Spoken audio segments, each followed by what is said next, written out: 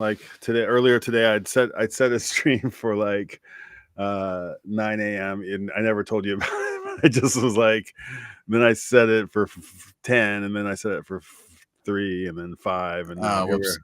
it's not your fault. It's my fault. How's it going? I'm not supposed to. Yeah, I mean, I'm not supposed to. I'm not supposed to look at the thumbnails. Oh no, it's not your bad. It's just I didn't manage to pull it together. Happy Sunday good. afternoon. How's your weekend going? It's good. I like finally have my new room. I got the shelves up. Finally got my monitors up. Got the guitars out of the cases. Got the mic. It was recording for. I was doing some homework yesterday. What you working on? Just like songwriting camp stuff. Well, actually working at like we're all doing different versions of a song called Howlin'. Okay. Howlin' that my buddy Jake from Hot Scoey 4. Yeah. He's a teacher at he's like an elementary school teacher in like the Bronx, like in New York. Wow, that must. And the school's mascot is like a wolf. It's like the Wolves or something. Yeah. And he wrote a song called Howlin', and it's now like it's like the school song. He's like sent me recordings and like different like just like iPhone videos of like different events and graduation and first day of school, and there's like 200 kids like all singing this song that he wrote. Cool. Like and a really cool song called Howlin'. Nice. It's like the school song, you know. It's like the lyrics are great, and I've just made a demo yesterday. They got a Hot Scoey 4. They're like, you know, like the band like rock version sure of the school song. Dude, awesome. School of Rock. Of Rock. So I finally got my room cleaned up, and I got the monitors up, sounding good. That'd be an interesting little, to compile all the amazing music that's been done by school music classes and choirs and things like this. Because Fish, our beloved Fish, has done, there's across classroom, like Fish head music teachers across American classrooms have taught their kids like. What are some of do you remember like Divided? What would be some of the songs? I think I have seen like a school band playing something like Divided Sky or something. Right. I wonder if there's a singing version. Vaj might know. Vaj is here in the house. The one thing that's not related to school. What's up, Vaj? What's up? I am one of us. And it pops up occasionally on my YouTube feed. There's some band like, man, the McLovins.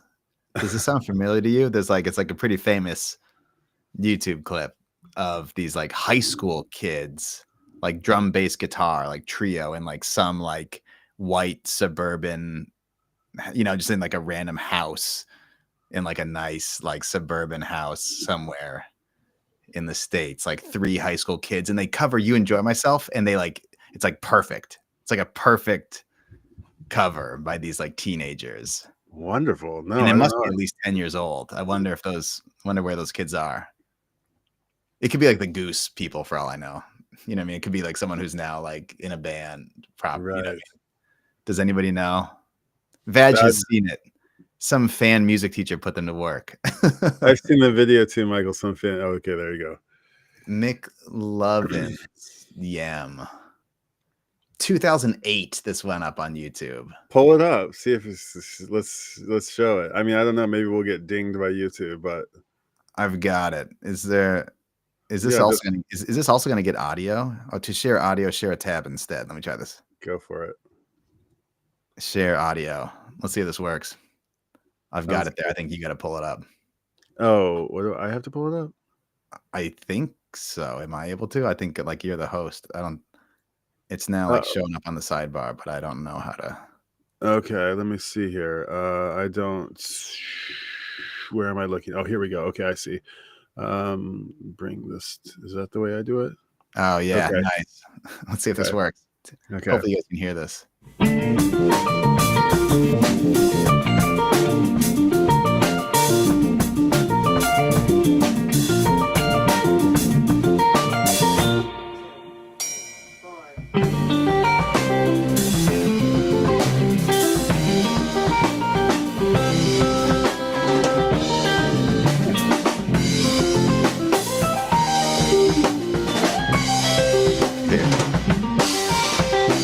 He's good. He's really good.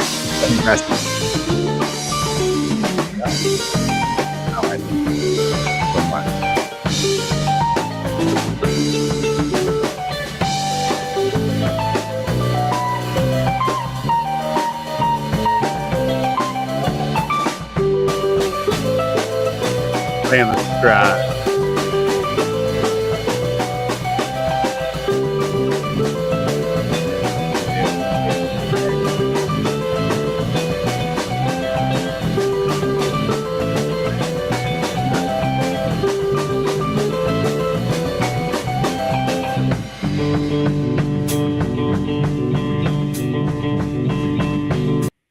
There you go. Oh, these are the McLovins. The McLovins. I love how fish is. Wait, I wanted to hear the in quotes. You want to keep going? No, give me to the part where it's like the opera.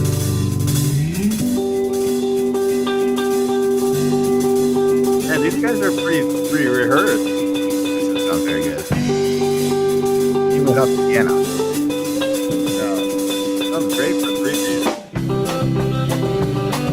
Pretty tight. One of my favorite parts. They're like 15, 16 years old.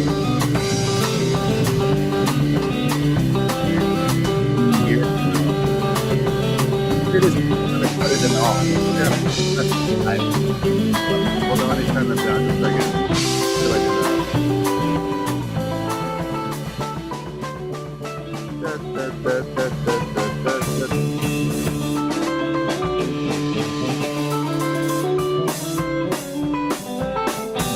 I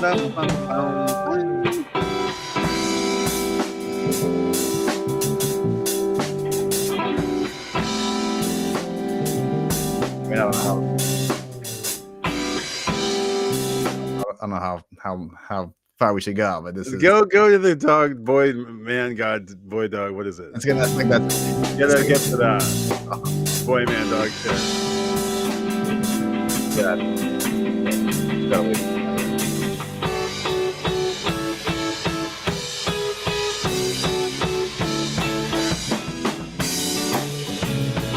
They're playing like Guitar Center, like student drum set. Right. Like the most, that's like Scream first try guitar. It's done good. I'm impressed. How many views do they have?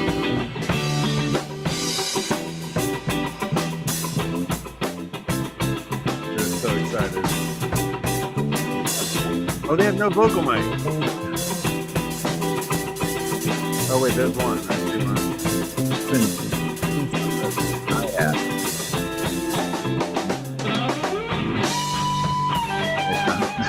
Dang, dude! Rip it! Well done!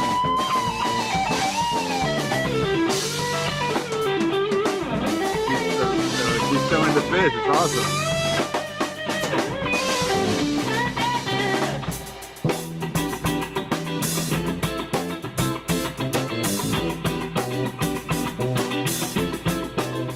How many views do they have? How many subs or how many views? Is it really popular? Is it like, has it been going for a while? I can't see it. Actually, it's too small for me to read. The one.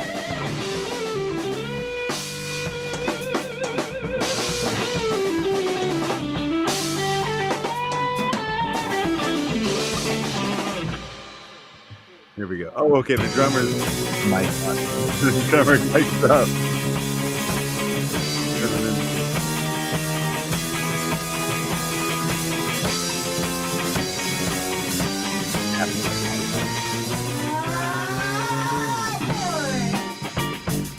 Nice.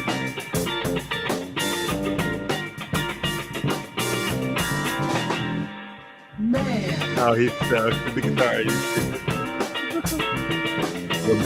Where?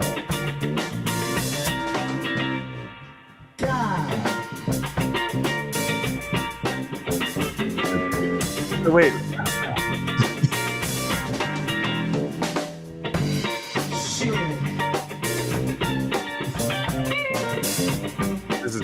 indulgent. Let's see.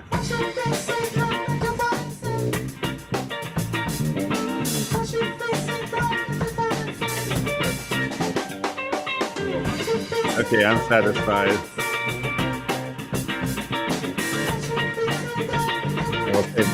We'll save the last 2 minutes for those who want to Yeah, indulge. that's pretty fun. Okay. Yeah. So wait, what is it? 2,000 subscribers.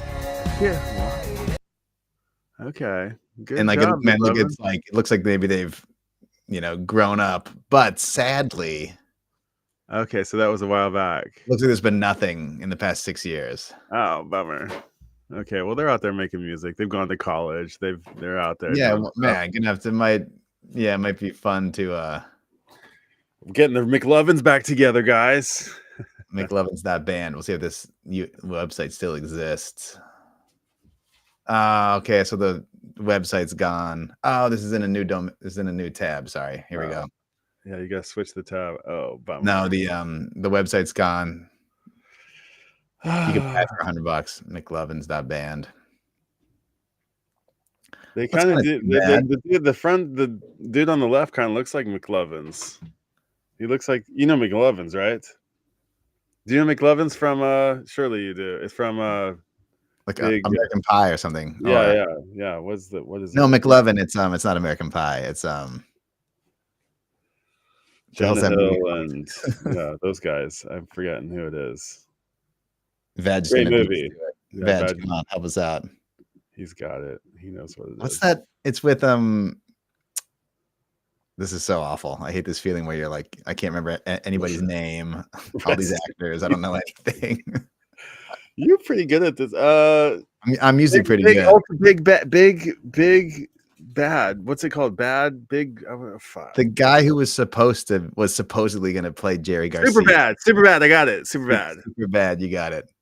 But who's the guy? Who's the guy that was supposed to? He's like that was going to play Jerry Garcia in like the Martin Scorsese. Yeah, Jonah Hill. I mentioned him. Oh, sorry, I missed. I got to get the volume up a little bit. I turned it down because the music was pretty loud. There we go. Yeah, Jonah Hill. That's it, man. I was blanking on everything. I wonder.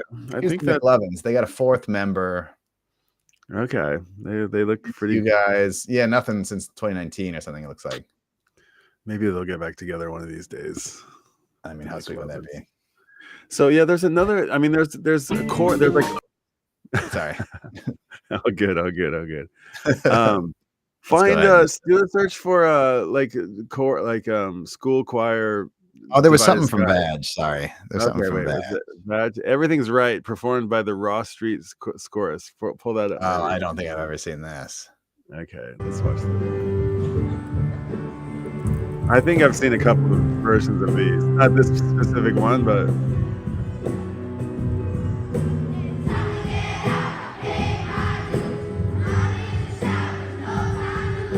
I want to like spotlight it on the I think on every word that it is. Oh. The home. I'm just thinking about my kids, like they would think about little kids singing "The Mirror's Secret" as I'm losing my hair.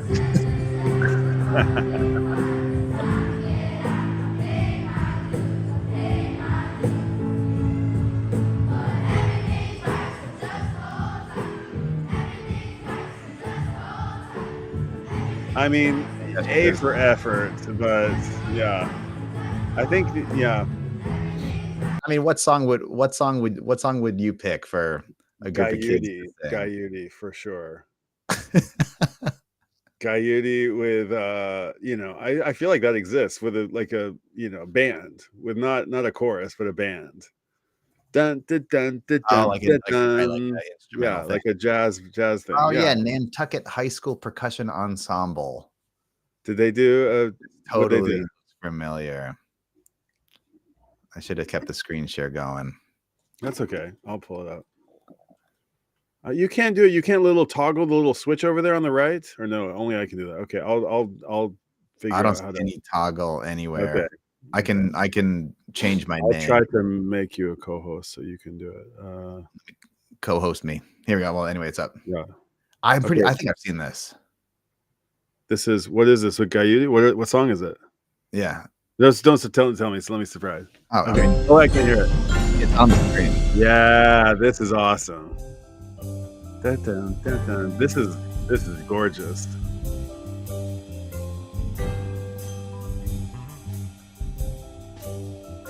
And these kids are like want to be in band, you know. Yeah, right.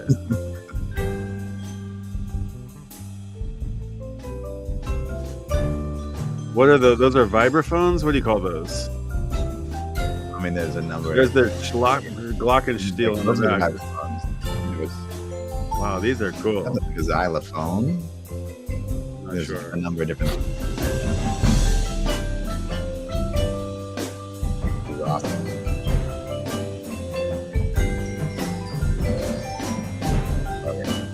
Yeah.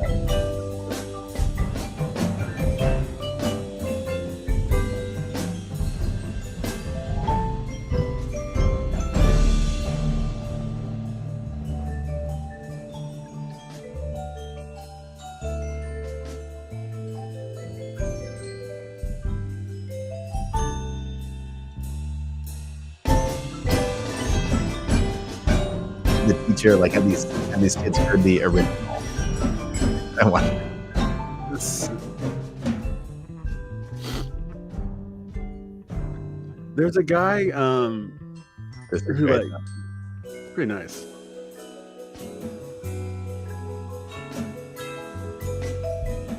I feel like a Japanese elementary school could slay this. Oh yeah, with like the handbells and stuff. Yeah, and just like every kid would have a part, and they'd be like, you know, they'd have the whole band, then they'd have like timpanis, and they'd have the kids who couldn't keep up, they'd be like holding signs, and they'd be spelling out words, and it would be like, what is this? Hi, everybody. I would like to introduce the Naugatuck High School Percussion Ensemble. Dude, here's the Oh, teacher. okay. This is the He's same. a head. Look at that dude. He's like, he was like the bros, like the chicks with the armpit hair. That was him. Like he went on to be the Nantucket Dude, this is awesome. music teacher. Yeah. Oh, nice. Yeah. What a gorgeous little piece of music. Dun, dun, dun, dun, dun. Good chimes. This is weird.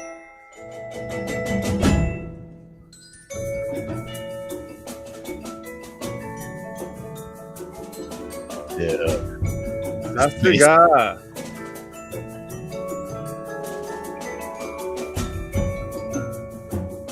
That's pretty cool. This video's on YouTube. She's stoked. Oh, there's the bass player. He's moved over to the congas. Oh, was it the guy that was playing bass? I think so.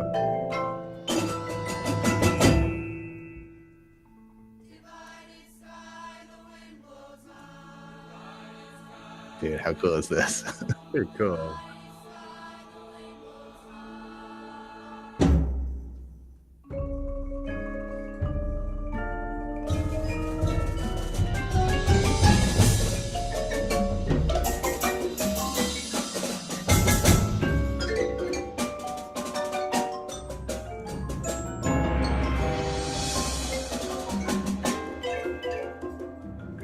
I think Yeah, did the teacher write out the charts? I wonder.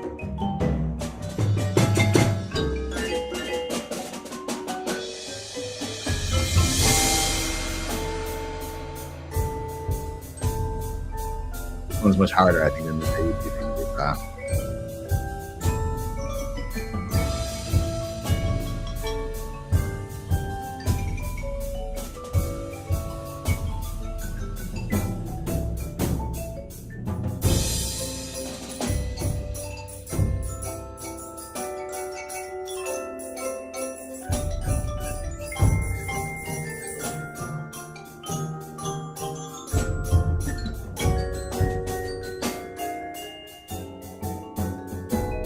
Nice photography too.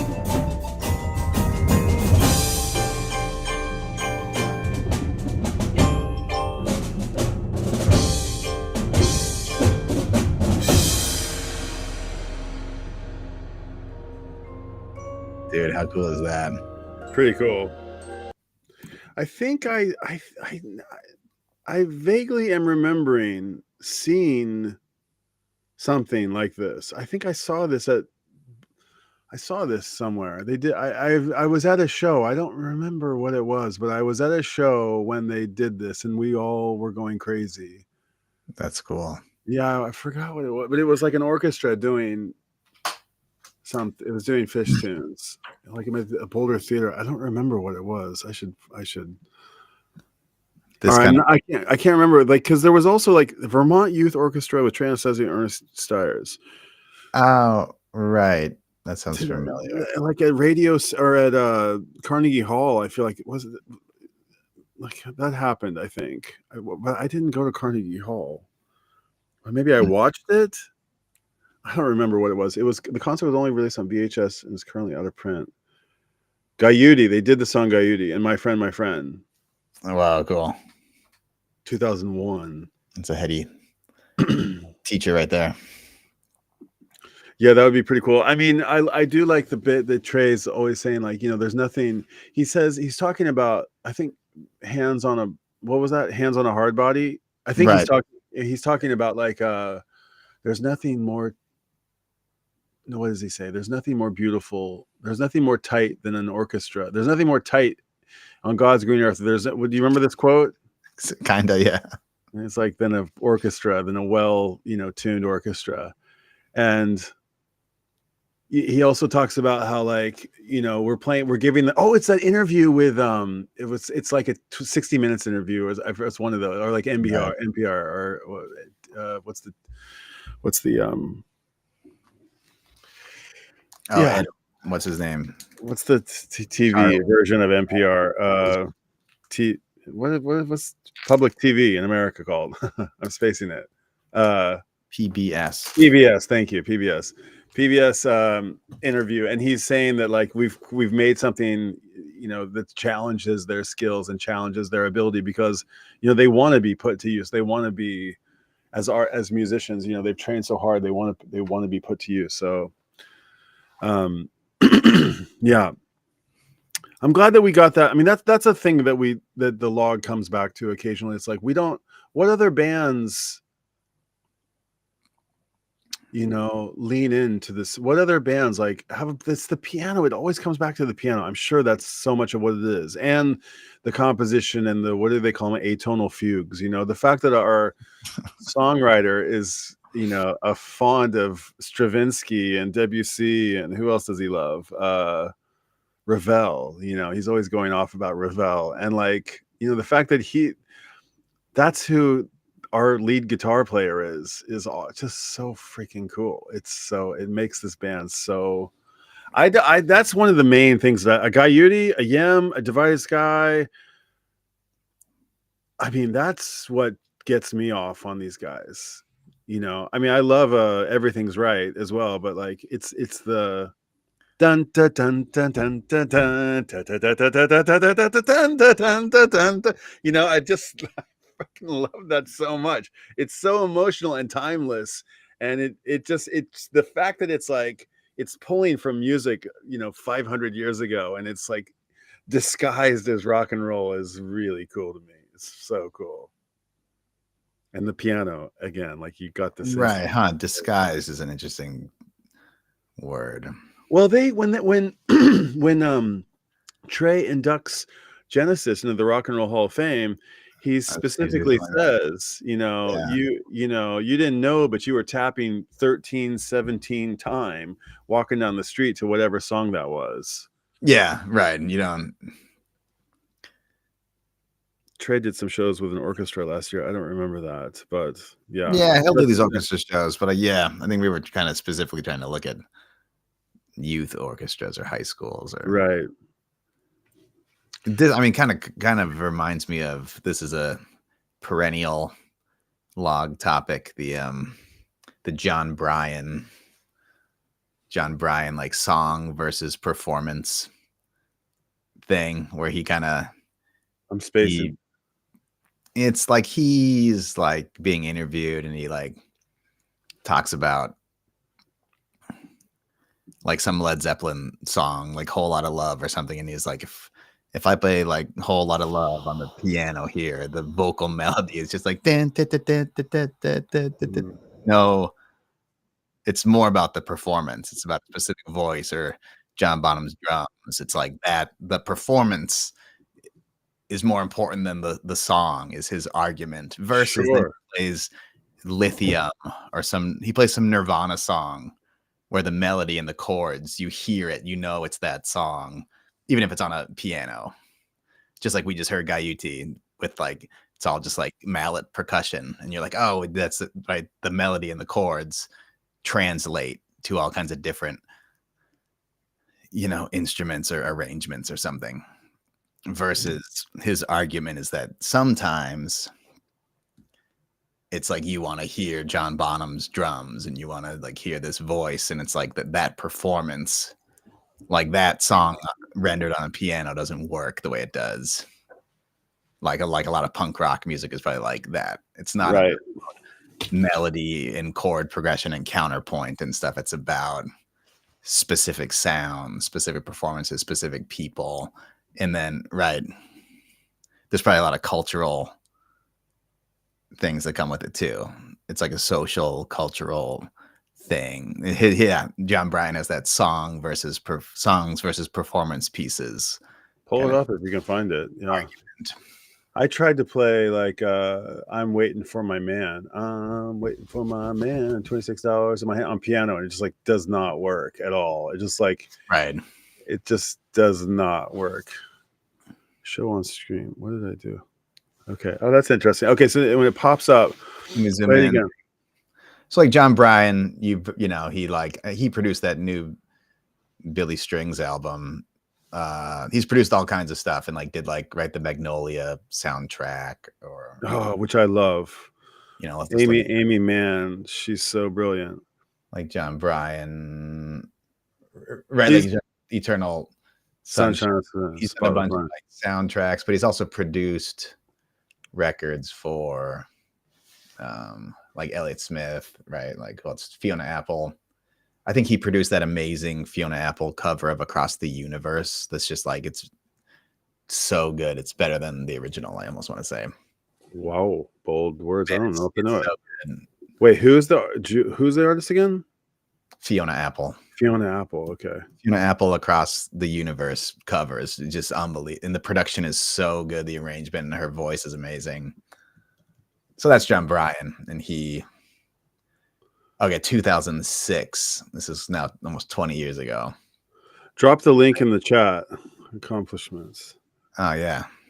Wait, the public chat. How do I do that? It's over on the right side. You'll down at the bottom. It says chat. I don't have any way to type there. Really? Okay. You down at the bottom on the right hand side of the screen. You don't see a thing that says chat. It just shows the messages from other people. Messages from audience will display here. I don't have the ability to type anything. I can stick it in this private chat if you want it. Okay, that's weird. I don't look like I have permissions to do much of anything. I don't know. I tried to click on you to yeah, that's all right. Yeah, we'll get it. We'll figure it out.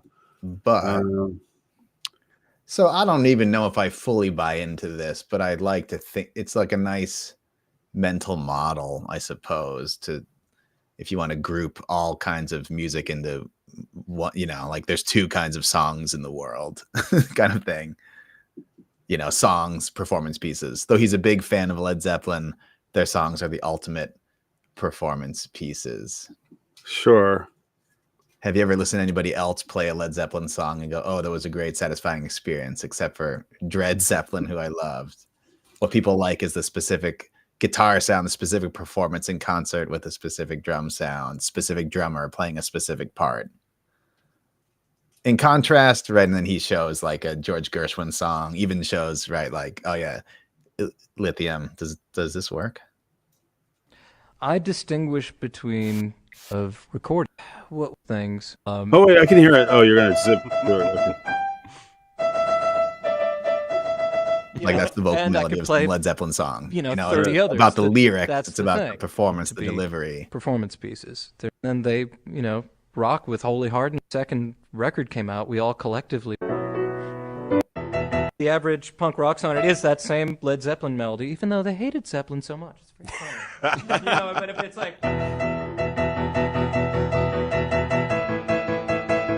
Is that the Ramones or One of something? 1,000 punk songs. Sure. There's a big difference between that and... Oh man, so cool.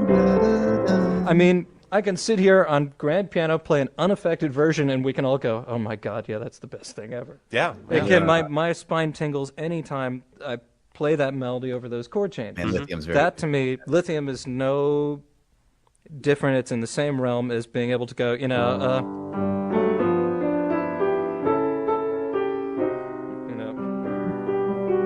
fun to watch it for me. where you know, What was that? probably like Sinatra. What was that? Someone to watch over me. It's me. a jazz standard. Okay. Yeah, so kind of interesting being like, right, Yeah. oh, these songs won't just like, right, you can watch this high school band play Divided Sky Yeah. on a xylophone and it's awesome. But then it's like, oh, maybe some songs don't translate like that.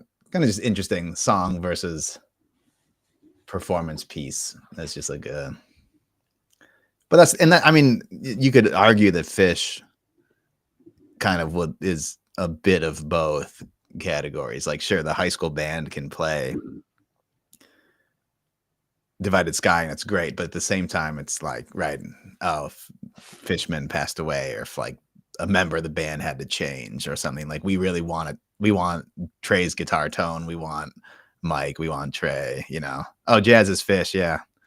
Jazz is Fish is cool. Isn't Oh, there man. there's Fish's Jazz as well? Jazz is there's another Yeah. one. Was there another one? I think I had the record once. I think I Oh, there's no I, right? flipped a record once. Jazz is dead. Oh no, I'm thinking of Jazz is Dead. Yeah, or like Yeah. Russo's, what's it called? Almost Dead. There was another, wasn't there another one that was like a long time ago? Or is this the same one? Have these guys been around forever? Jazz is Fish. Yeah, I used to follow these guys on Insta and watch. There was like a polka dot. I feel like I had a record with like that was like polka dot jazzes. Oh man, I don't know. Yeah, I don't remember either record. I kind of like, yeah, I like this song versus performance thing, but I don't think it's. Oh yeah, that is it. It's the donut one. I got it right here. Hold on, I'll show you real quick. I mean, it's not that compelling, but yeah, just do images. Do image. Oh, never mind. No, never mind. Never mind. Jazz is Fish. It's that. Oh, Yeah, this that one right there. Yeah, I think I like bought it. I found it, and then I think I There you sold it. I got like I made $100 on it. Yeah, Never spoke a word. That's kind of nice. yeah, nice little design there. Oh, they probably dropped the I out of Fish if it's like a trademark or something. Yeah. One of my favorite, I was just thinking about the tribute record, or the tribute, the covering an album in a different musical genre. And then the one that pops to mind is the Luther Wright and the Wrongs does Rebuild the Wall, does Pink Floyd's The Wall in like bluegrass. Really interesting. Oh, that's cool. Really, really weird. Wow, bluegrass. Bluegrass the Wall. It's kind of funny. Yeah. Tear down the wall. It's like band, it's like full on. It's pretty fun. Who else? There's I don't. Gone Fishing was a tribute record, but that's obviously a different thing. Oh, right. And Reckoning. Wait. What was Reckoning? No, not Reckoning. What was the one? The Dead had one that was like kind of cool. The Dead had it was from the 80s, and there was like Jane's Addiction does like. There's like a couple of really good standout tracks, like Elvis Costello is on it, and James Addiction does Ripple. Ripple. Yeah. That's it. That's called Dedicated. Dedicated. That's it. Yeah. Wow, That's a good one. I gotta hear this. Yeah. It's kind of, some of them are kind of Hold on. Here, can you let me share again? Throw me back sure. up. Dude, Los Lobos doing Bertha sounds amazing. Hold on, let's see here. Polka is Fish Dead. Polka is Fish Dead? I don't know what Polka is Fish Dead. Dub Like an Antelope is cool. Reggae version of Fish Song. I've never heard of this one before. Okay, hold on. Let me pull you up. Yeah, Dedicated. This was very cool though. Yeah, this 1991. it has like a kind of like singles vibe to it. It's kind of like it's a 90s. I mean, I want to hear Los Lobos do Bertha. That sounds great. Yeah, there's a girl. It's like Lisa Loeb or Suzanne Vega. China Doll. That's good. That's really good. And Cassidy. Yeah. Those are both really good. China Doll. What a beautiful song. Yeah. Truckin'. That's cool. Indigo Girls doing Uncle John's Band sounds pretty nice too. Yeah. Dr. John doing deal. And then Jane's Addiction Ripple. Midnight Oil doing Wharf Rat. That's crazy. Dr. John doing Deal. Yeah, that's fun. That's pretty fun. Yeah, man. That does look, man, this does sound pretty cool. I never have heard of this before. Yeah, that was one that I had back in the high school days. We've got Tristan Green in the house says, or the Oregon Trio doing Black Sabbath was really dope. I'm not a huge Sabbath guy. Okay, yeah. I mean, that was like The Wall. I liked The Wall, but I kind of like I liked the Bluegrass Wall more than I liked The Wall. Maybe I've wondered that a couple of times. And like this Dedicated record, I listened to the shit out of it. What other records are like that? I mean, the record that you mentioned earlier, Amy Mann, she's got that on Magnolia. One is the loneliest. No, that's not her tune. And then there's like, right.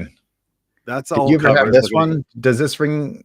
Yeah, any bells? No, they're just like thinking Slightly, of like thinking of like 90s compilations. Yeah, I had that one too. I forgot who's on it. Who's on? I remember we wanted Matthew Sweet. Right. There's so much good stuff. I feel like we got it. We wanted to buy it. Overkill. Yeah, Billy Corrigan. For some like unreleased Stephen Malcolmus doing what Unseen Power. It was an unreleased Nirvana song. I think it's a secret track. Oh, cool. Yeah. Oh, there it is. There it is. Verse, chorus, verse. Oh, like check this out. I got something cool the other day. Hold on. You got to see this just a second. Let me find it. Oh, where is it? I actually, man, the other day on Instagram too, just found somebody talking about. It's kind of funny, all these people talking about CDs. I found some guy talking about CDs and like hidden tracks, and also, you sometimes get the the hidden track that's before track one. Sure. Put it in and hit rewind, and it goes into like the rewind. Check this out. Really do that. This is stuff. Heart-shaped box CD single. Cool, nice. And one of those like slim cases are cool. I like those. No, it's not going to come in focus. This is the focus. Yeah. Yeah. And then the CD is on the oh, come on. This is the problem of this nice camera is that this happens, but the CD's backwards, which I kind of like. There's no back on it. I don't remember that being the case. These kind of slim cases, that's how they all are. I thought I don't remember that, but there's no back tray or any like. It has Heart-shaped box LP version, Milkid LP version, and Marigold previously unreleased. So that's nice. Kind of a cool thing. And then what was kind of cool about it was 350 yen, and it came in this. I hadn't seen these before. It's a vinyl. It's an outer sleeve for CDs. Yeah, which is kind of cool. That's nice. Yeah, CD single for 350 yen, heart-shaped box. I thought that was kind of like worth.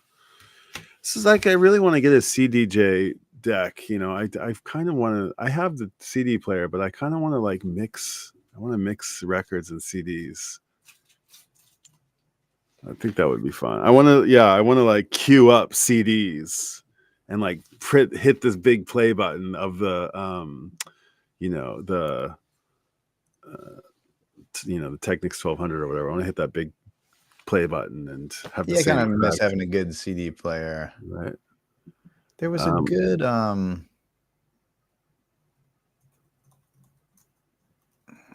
Thanks for being here, Tristan. We've got five people tuning in. Sup, guys? Sorry, just found you searching for live YouTube pages. I'm a drummer in Rochester, New York. Cool. Well, This is kind of an ongoing conversation. I'm Brian, by the way, and this is Michael, and this is our 5-year long ongoing conversation about music and about it's called the Dog Log. It's a tribute, it's a fish tune, the Dog Log, and we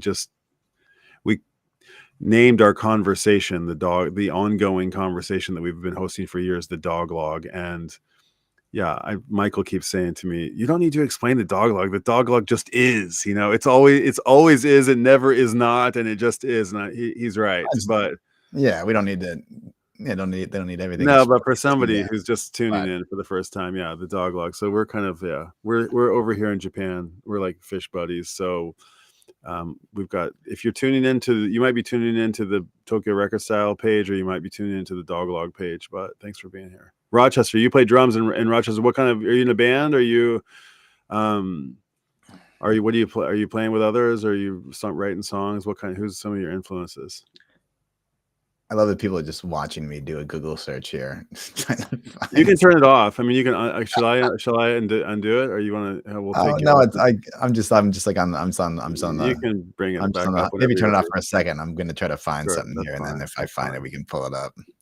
Yeah, one in the beginning or at the end. I love that one at the beginning or at the end. Oh, the secret track. Yeah. Those are always quite cool. Yvonne Music Man from northern Norway, from way up there, up at the top of the world. Michael spent a bit of time in Scandinavia. No, Michael, you've got. Yeah, I got a bunch of. You've got some Scandinavian friends, and I was He's and I was dating someone from Finland, a Swedish Finn. He knows a lot about like Swedish indie rockers and stuff. I've fallen in.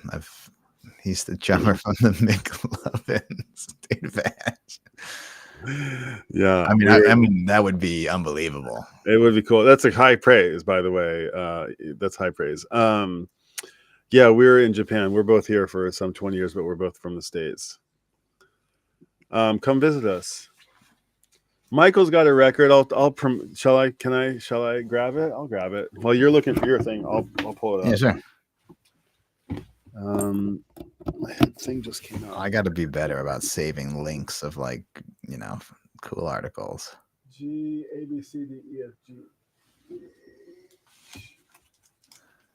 Hendrix. Hold on, folks. Hendrix. Hollies. Oh no, you're not in the right place. Oh yeah. Oh no, you've been miscategorized. That happens.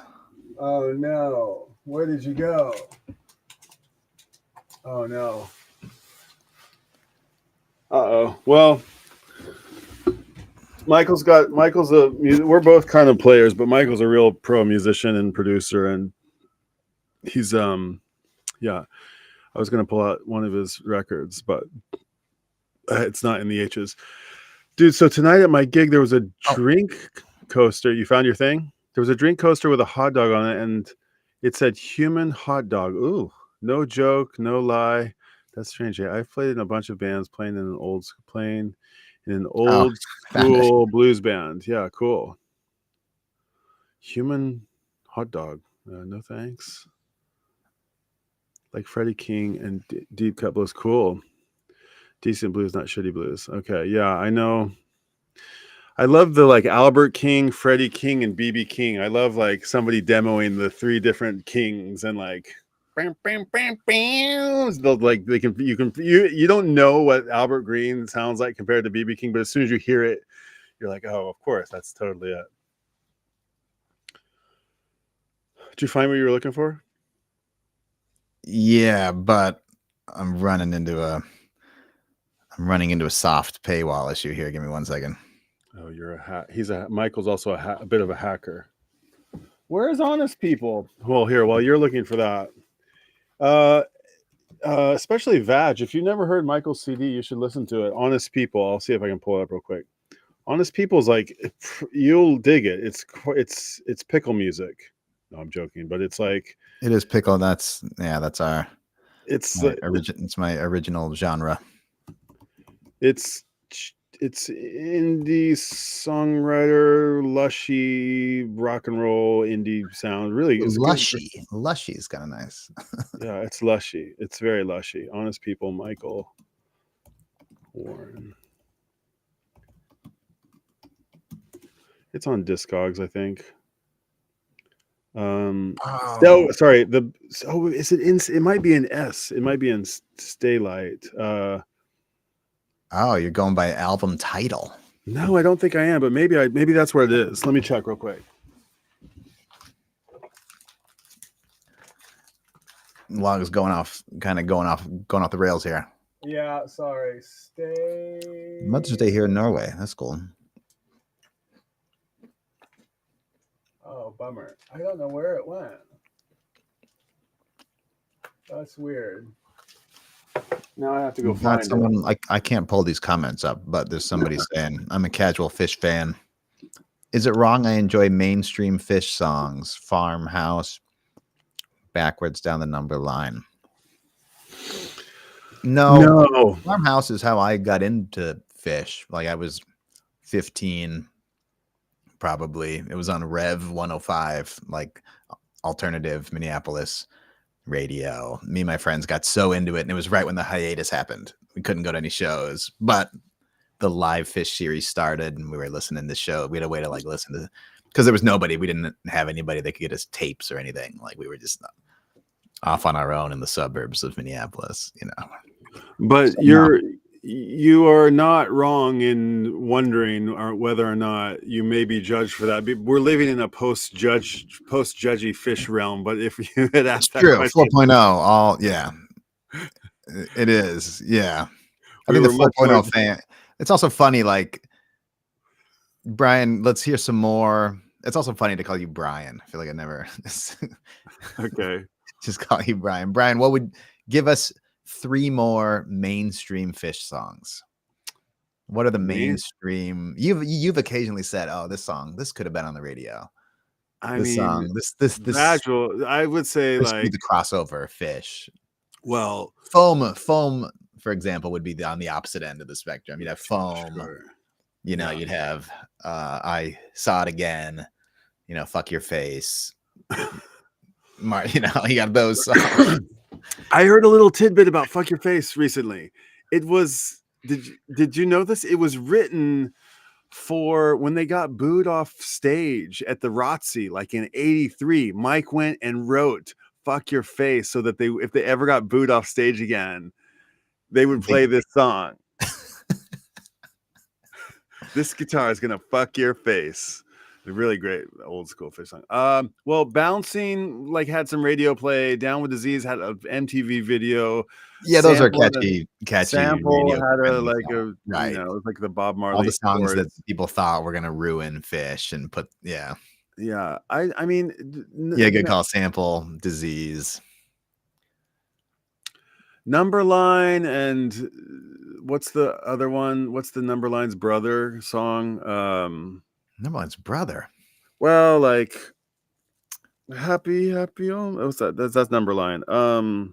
Yeah, like Kill Devil Falls. Kill Devil Falls. That could have been on the radio. But you know, I mean, The Connection. I can't see that. That's the one. That's a radio hit. A 3-minute sugary pop song. That's as sugary as it gets. More Theme from the Bottom. Interesting hot take from Badger as the mainstream track. Maybe I think Theme is the theme song of Fish. I think you do really go to bat for Theme. Theme is the theme song. That is the Fish theme. Here's one. It's got everything. It's got all the whole. It's got the core. You know, it's got everything. And it's got one of those big builds where it gets all weird and crazy, and it's building and it's building and it's building, and it cuts, and then it's from the bottom, from the top. Here's one.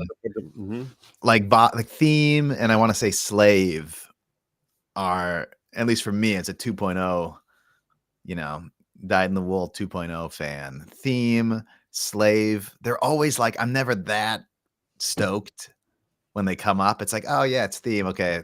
But then by the end of the song, I'm converted and I'm like, fuck, Slave is, oh man, this is The best songs upper ever. echelon, one of the best Fish songs ever. And Trey's just like, Sick. and they're just like raging, like Slave. And then Theme is one that's like, I'm always like, they're definitely not in my top 20, but Oh man. by the end of the song, I'm always turned around and I'm like, oh yeah, There's a bunch of songs like that. Oh, so many songs are like, I mean, Ruby Waves is one that I'm like, okay, Ruby Waves. But when it's like, when it's it somehow like just like takes off. takes and you're off, like, I'm just like, wow, there it goes. What's the Vermilion? Is that Ruby Waves? What's that one? Mercury? Vermilion.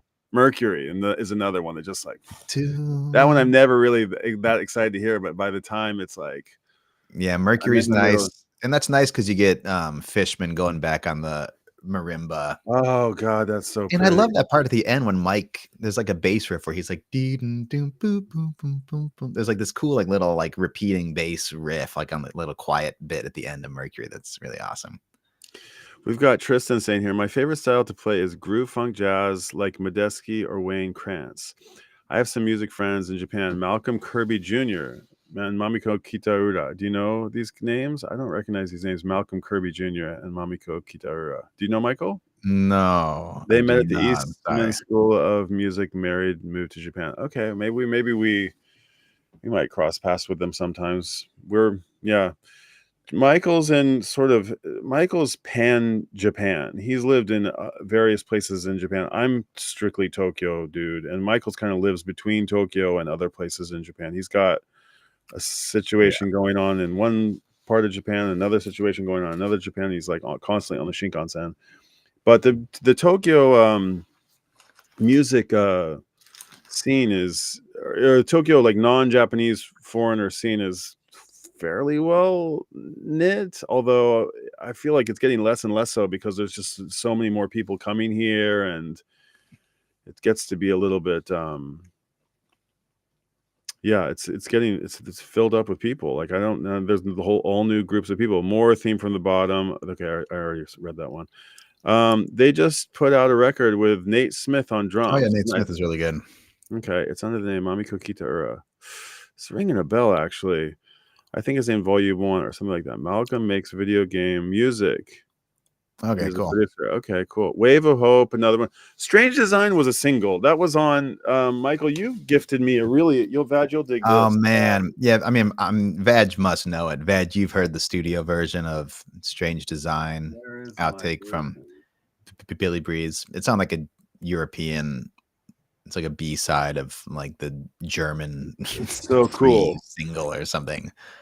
But it's totally on YouTube and stuff, and it's a totally different arrangement. It's got this kind of programmed drum, kind of like beats kind of faster. That's one, man. That's a great one where, Trey's written this great song and he goes, hey Paige, Paige maybe you should sing this one.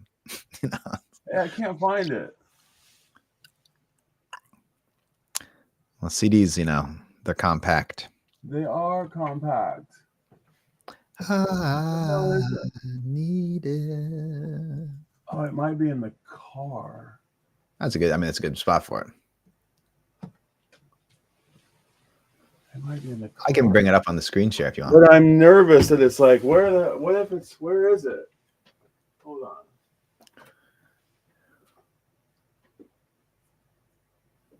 Sorry. Where is it? Is it in the car? Oh, if you're not immediately finding it, it's probably in the car, huh? Oh, I know where it is. I know where it is. Yeah, what's going on over there? You're right. Oh, maybe he can't hear us without the headphones. Sorry, Michael. Oh man, I don't know where it is. I can't find it. It's so my CDs aren't alphabetized. It's not that big of a deal. I don't know if you could hear us or not. You couldn't hear us without the headphones on. I could hear you. I think I could hear you. Yeah. Yeah, that's all right. Yeah, Wave. Yeah, it's a good one. Yeah, it's got like free theme and Strange Design on it, and it's like a cool picture that you maybe have never seen before. Miss You's one. Miss You's a very nice. You can see that. being the Wow, mainstream. I think Misuse is like up there with Waste. It's like one of it's such a good Yeah, it's so song. nice. Such a good song. It's not that I don't enjoy improvisational stuff. I'm a big String Cheese fan. Actually, That's Cheese are funny. my I'm like I'd say that I'm the yeah. I was never into any other jam bands except for Fish. It was just like it was those four guys. There was a special chemistry for me. yeah. Ivan Music Man asking best Fish album. Oh wait, I want to say the Cheese guys are my old homies from Boulder. That's my old circle of buddies. Oh yeah. Yeah, I know Michael Travis and Kang and Billy, and those are my old, and Jack, who was there. That's my old crew of Boulder people, and it was kind of funny because I gotta be mindful of what we. But like you, Michael, it wasn't really this term jam band is like it's such a misnomer. I feel like they're just bands, and they have nothing in common with each other, very little in common, except that what band doesn't what band worth their salt doesn't solo and go off? That's Right. I don't know. So Oblivion as a single, as a Oh no, radio? Sorry. no, that was in response to Okay. somebody saying that they saw the like set opener on YouTube, I think from one of the Mexico shows. And he was like, it was something about oil. So something about oil. And I think Vag was saying, oh yeah, that's Oblivion. Okay. Yeah. Best Fish album. Well, we've talked about it ad nauseum. We all have. That's the thing about Fish is like everybody has their own favorite. They have their own answer to this question. It kind of depends on what you. We have our go-to you're right. We've discussed and we've agreed that we will make the recommendation of it's twofold. Billy Breathes and A Live One. A live one, yeah. Billy Breeze and a live one. Billy Breeze, I don't have. Well, Even though technically Round Room is the best Fish album, but we're not going to go there. This one, Yvonne. This is the silly cover one. Billy Breeze is called. The label hated that cover. And then a live one is this one. It's blue. And those are both similar era in mid 90s, kind of peak of the original.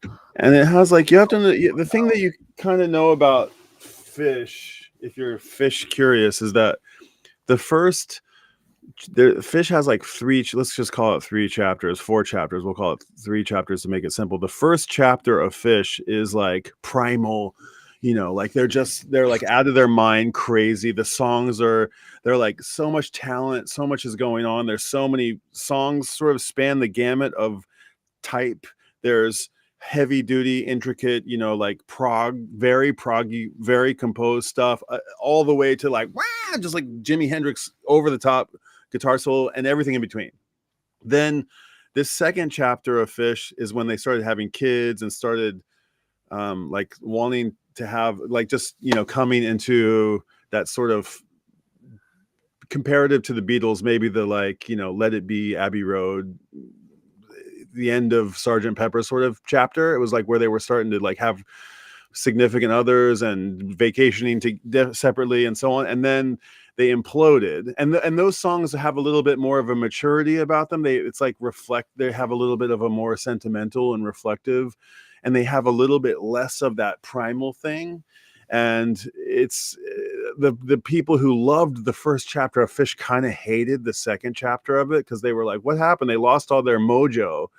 And then the band imploded, and they all the main primary songwriter and frontman, his life was went sideways with drugs and alcohol, and he had to get help, and nearly suffered the same fate as some other famous rock and roll legends that don't end up getting their band back. But this guy got clean and sober, and he's a outspoken proponent of getting your shit together. And they got rid of everybody, and they came back as kind of a little bit timid of what they should become in this next phase, but they kind of took from both that first chapter and the second chapter, and they put it together and they made something that sort of transcends both of those. And so the third chapter is sort of like everything from chapter 1, everything from chapter 2, and all this new stuff that's in chapter 3. So I'm kind of I'm a 1.0 guy, and I love we all love this now that we're kind of in this post high school or post 20 It's been a long time since high school. Well, I know, but since we're like past, since now punk, you can be a hippie and like punk and be a punk and like whatever I'm saying, like we're just in a musical. I think we're the lines, how all the lines that we're meant to, the lanes of music have all been blurred, and everything is kind of you can like everything at the same time.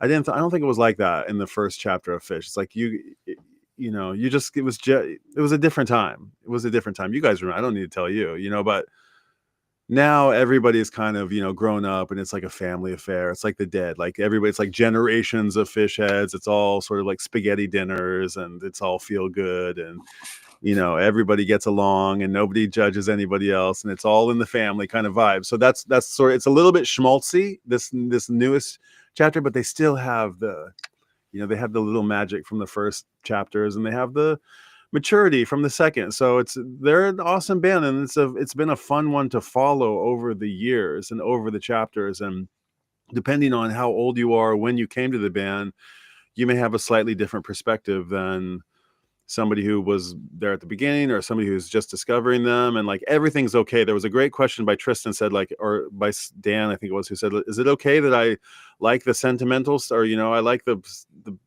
stuff that has slightly more acclaim and slightly less inaccessible than the earlier stuff? No, you can like everything. Now we all love it all. And it's interesting that the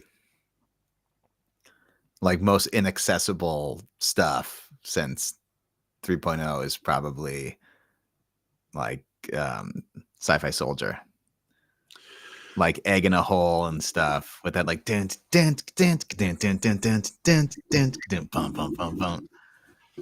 Yeah, like, there's so much. Yes, yeah, not like poppy is not the right word, but yeah, the stuff like your Lonely Trips and your misuse and bent number lines and stuff. Like, even if Sci-Fi Soldier was a bit divisive, it was very fishy, and like, right, all four guys contributing, and kind of dark and weird time signatures and heavy, and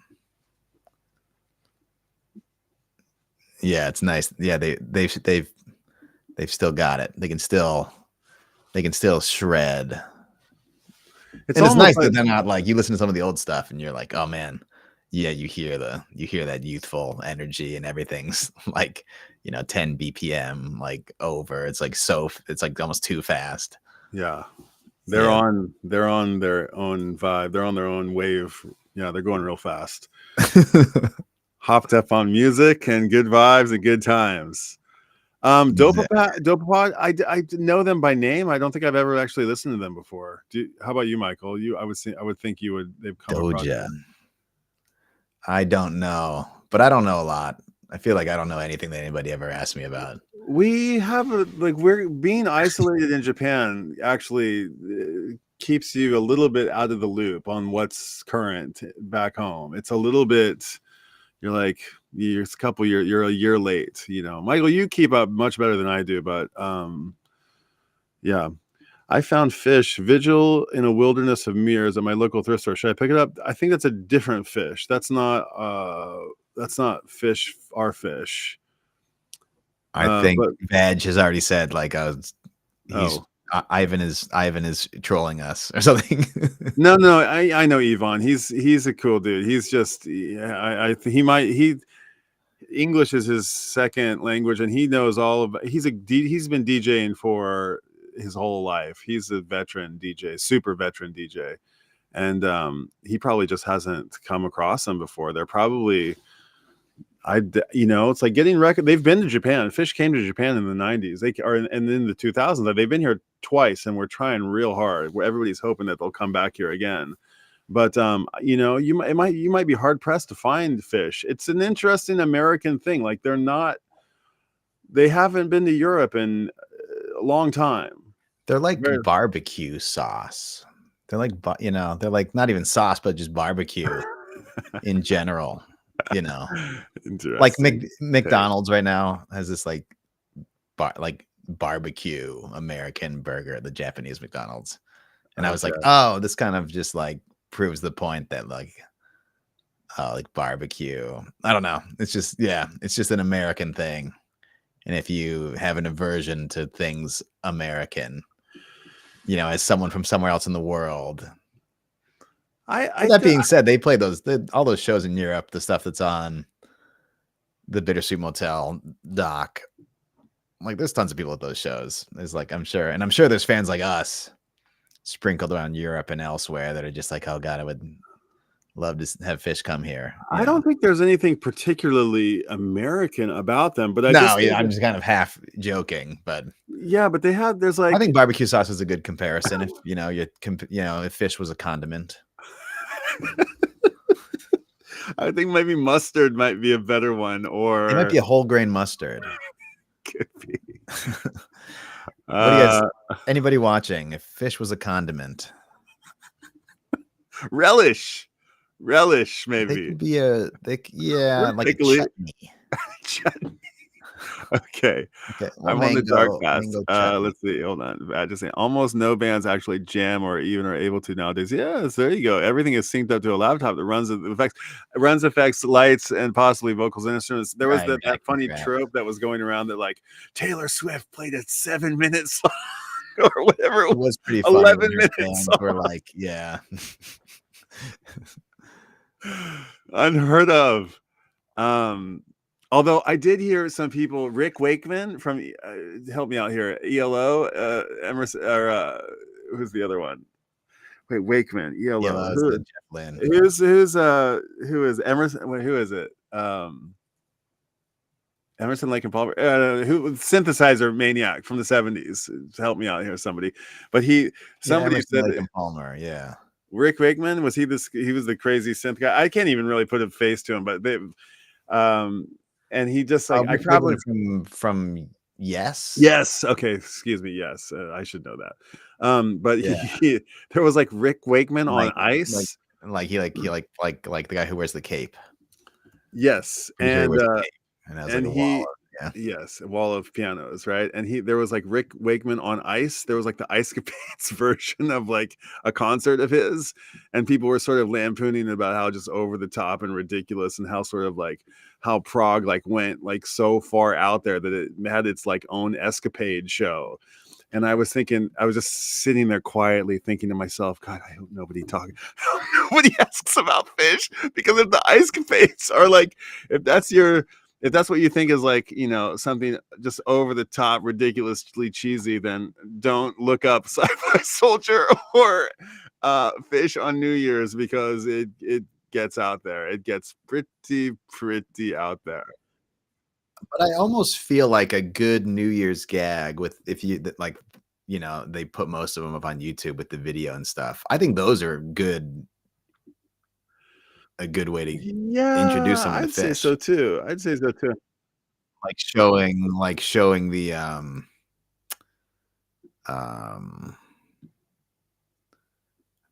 petrichor, maybe like the petrichor New Year's or something is kind of probably cool. Actually, man, my buddy Chris Feuderich, who produced that Stay Light record that I made, I hung out with him in Japan a couple times. He was doing sound for Yes. And like the Rick Wakeman version, there was like 2 different versions of Yes that both tour.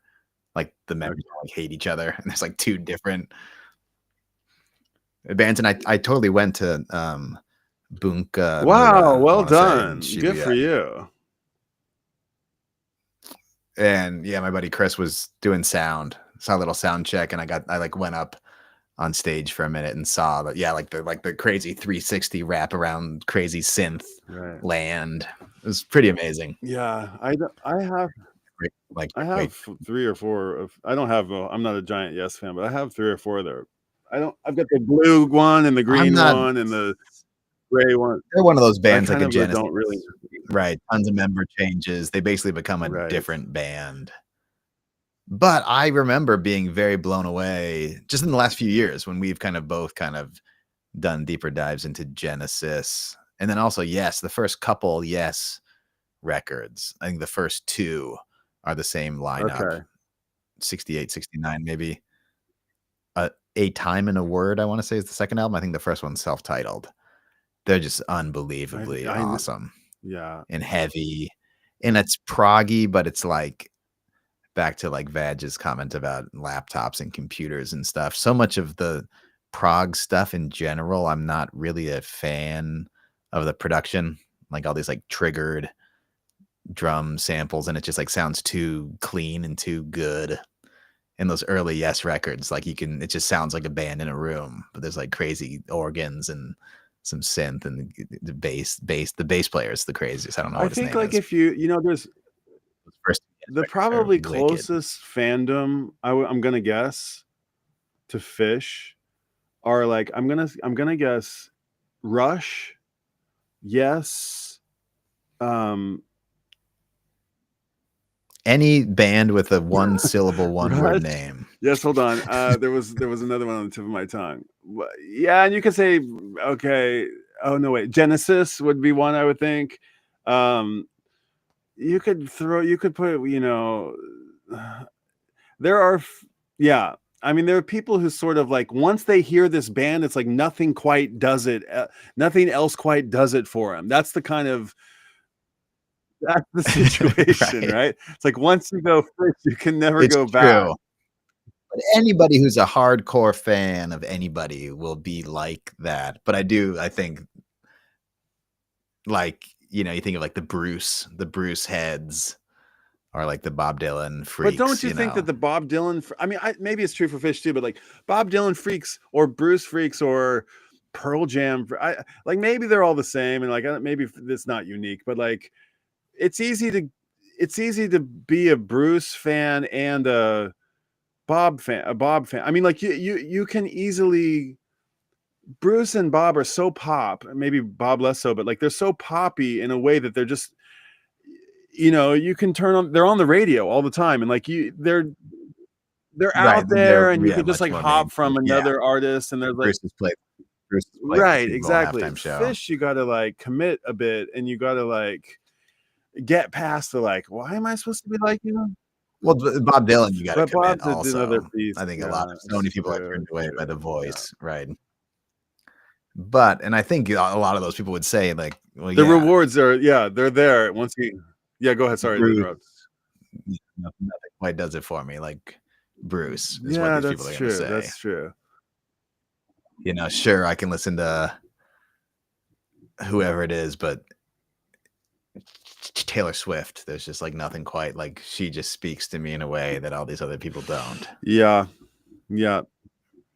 But the other thing is, you're right that Bruce played the Super Bowl halftime show, and was all over TV, and he's been on. I could see Fish actually playing that and the other thing. And Taylor Swift has the biggest tour ever, but they don't put off as many people as they attract. That's the difference with Fish, is they put off so many people are repulsed by the music. True. How could you ever like this? Yeah, if you haven't, if you're, but I think a lot of prog rock is probably like that. Well, so maybe the Rush, or like a Primus or Right. something. Tool's probably one of these bands that's just like, there's just like a unique shade of something that when you're obsessed with it, nothing else does. Yes, we're Zappa heads. I'm a big Zappa head. I'm not rich enough to be a diehard fan and to like know somebody. Yeah, I can't keep up with all the different incarnations of the band, but I love it. It's hard. I've tried, and you've pointed me in a few directions. I even don't know a lot of Zappa though. A lot of it's pretty crazy. Once it's like, but once it clicks, you're like, I got it. You have to hear like My Guitar Wants to Kill Your Mama. That's the tune, or like Rat Tamago, or you have to hear one of these songs that you where like if you're into rock and roll and like you suddenly hear Zappa just playing a guitar solo like as good as any Jimi Hendrix solo you've ever heard or better. You're like, oh my god, this guy. And then it just like, or whatever that little entry point is but for me it was like, it was one of those, and it was almost like the way he put albums together. It's like there's snippets of things. He was like really haphazard. I don't know if he was haphazard, but it seems like, he's like, well, we'll just stick this together. And even though this bleeds into the next thing, it's just like, it feels like, crazy randomness in some of the albums. And you go from like something live to something in the studio to like a solo in the middle of a live thing that has overdubs to like some spoken word thing. And it just like, it's like an art house movie sort of thing. It's like, you don't even kind of know what not all the albums are like that, but some of them, but you'll just pick up on something within an album and you're like, it's the best thing you ever heard. And you go back and listen to it 100 times. And then it's one of those things. I just had an album recently, or was it a movie? I just had something that I didn't like, and it dawned on me. I was like, "Oh, I didn't like that. I need to go back and listen to it. I bet it's good. I bet because I didn't like it the first time I heard it, it means that what it's going to come to me later. It's going to come. I'm going to go through some of these comments, Michael.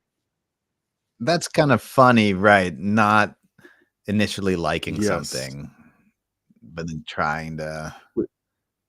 I do like Fish is a good Dijon zesty Yes. zingy mustard. I love a good Dijon, right? Pardon me, but do you have any? Man, I had like components? I'm most familiar with Hot Rats and like Chunga's Revenge. I think that's probably the Yes, same those are era, whatever era that is. I wouldn't tell anyone to watch this year's gag. What did Veg not like the gag? I was so into What this was year's it? New I Year's. forgot run. what it was. Every show was great. Like the Oh, it was EDM awesome! dance That was so party. cool, Vad. You don't know what It was you're very- it talking was very about. fun. You have no I- idea what you're talking about. That was the coolest thing ever. Either he didn't like it or he's just not going to The recommend word it the to people. somebody. Yeah, this year's gag wouldn't be a good entry point for someone who doesn't know anything about Fish. No. Nor would last year's. Well, man, no, maybe not. Game Bobby Edge. Brown is the perfect example. Oh, go back to the Rickenbacker Okay. comment. I want to say that those first two Yes records, especially the second one, I think it's called Time in a Word. The bass playing is just unbelievable, and it has to be a Rickenbacker. It's got just like the nastiest, like shredding bass tone, just like fuzzy, just Do you like know this? man, it's I awesome. stumbled across a guitar shop in Daikanyama the other day. Do you know a guitar Yeah. shop in Daikanyama? Downstairs? Dude, this guy's got a gajillion dollars worth of Les Pauls. I wonder what it's called. There's a guy who came to our show a couple weeks ago, and he was talking to me and Ishizaka-san outside the club, and they were like, "Man, you guys were great tonight." And he might have mentioned like he was from some guitar shop, and Ishizaka-san was This like, place "Oh, was I've been there." crazy, dude. Like, Like guitars so are many.